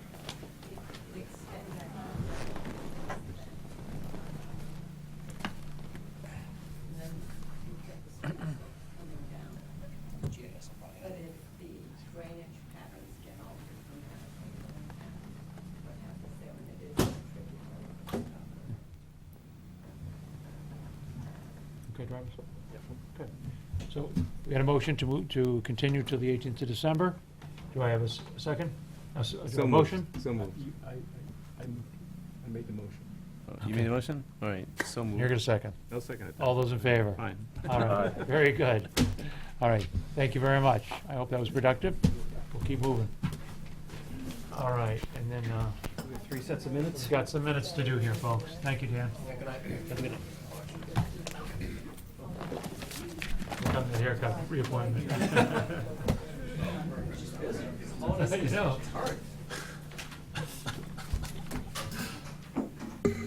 I don't have that problem.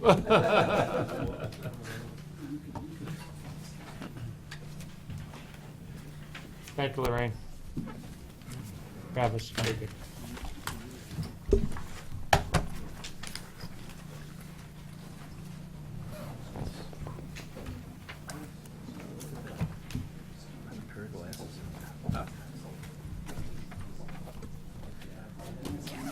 Camera still on? Camera still on? Yep. This one's All on right. right here. Why don't we take a look at the, Red light, so you know which see one's what on. Amy's got here. The September 4th minutes first. Yep. Have you reviewed them? I have. I have. You have? You want to make a motion? Take a look. He hasn't. Oh, okay. We got him Yeah, we've had them. several days ago. Yeah. Some of us read our emails.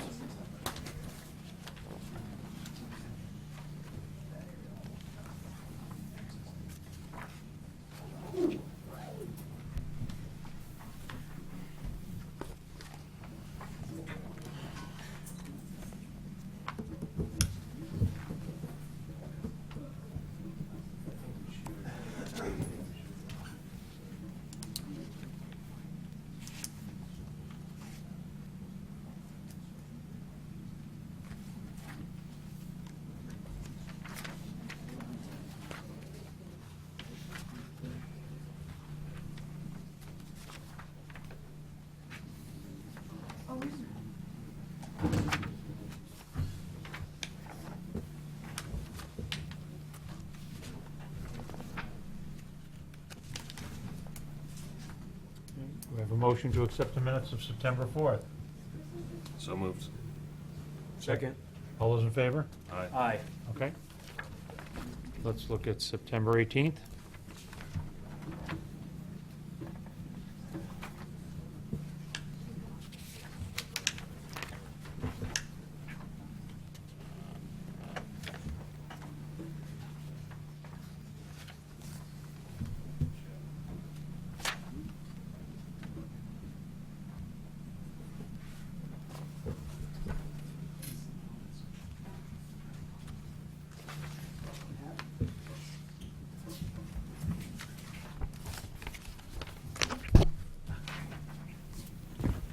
I make a motion to accept the minutes of September 18th.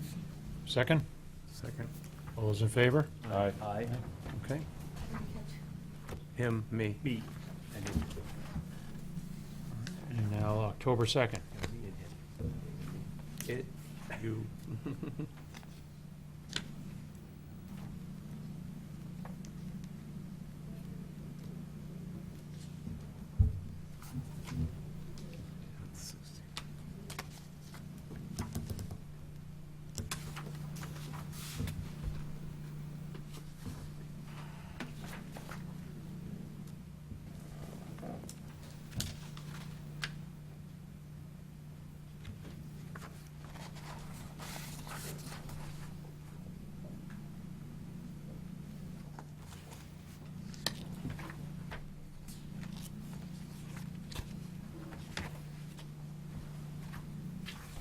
We have a motion to accept the October 2nd meetings minutes. So moved. Second? Second. All those in favor? Aye. Aye. Okay, great. So we got through our minutes. And now we have another minor modification. We, in the 39 Mirror Lake Ave, we had a condition that basically said that they could not put a stairway in. But then we made another modification that said they could do a stairway within the setback. So they contradicted each other. And then we also had that the actual footprint, as we sort of measured out, was 13 feet 8 inches. In our findings of fact, we said that it was 11 feet 8 inches. So the building commissioner was confused, was it 13, 8, 11, 8, and the drawing showed 13, 8. So we corrected it. So we basically said that finding 4 is modified. The 2 decks are one 4x24 cantilever deck off the rear maintaining the original cantilever deck footprint, and a 13-foot, 8-inch wide deck at rear and side of the structure, also maintaining the original deck footprint. And then we had a finding number 5 is deleted, and then we had a condition number 4. It says the decks are to be built with the existing footprint of the 2 original decks, whether or not a staircase is constructed. So it still allows them to do a staircase, but it also identifies what the size of the footprints are to date. Okay? And this would be a minor modification that we'll all sign. Okay? Any questions? No question. I just Vote go- on it already? Although, I just go back to this. well, we originally Yeah, I said know no what you mean. stairs, yeah. Right, okay. So do I have a motion to accept the minor modifications for 39 Mirror Lake? So moved. Second? Second. Those in favor? Aye. Okay. Devin, I'll give this to you next to sign. You'll have to get Mike tomorrow. He had to leave an emergency. What, is there a minimum? Yes. Amount of modifications? No, a minimum size staircase. Yes, Yeah. building code, there is. What is it? It's gonna what, quiz three- ya. 3 feet? No, it's 2.5 feet, right? No, you were right the first time. Always go through It's your 3 instinct. feet. Yeah. It's impossible to put a staircase. Exactly. Okay. But he could actually put a staircase, he would have to shorten his deck, and he could put a staircase internal to his deck and come off the rear. So it isn't impossible, but Okay. it is, I was wondering if you could put a And he would 24-inch have to, and he would have to staircase. get that approved, right? he would, oh yeah, you still would have to get a building permit, so you're not, I'm not here. you're so not there because you I'll- were not yeah. present for that. Don, if you- I was and present then for this one. If you want to hold, then I'll ask Mike to swing by and see you tomorrow. It's okay that I made the motion? Yes. Okay. This is yours. Yeah. All right. If we have any other new business from anybody? Mr. Chairman, I'd like to make a motion This that goes we to her, adjourn. too. Have a second? Second? All those in favor? Aye. Very good. Have a good evening. We'll see you all in a couple of weeks. Thank you, Chris.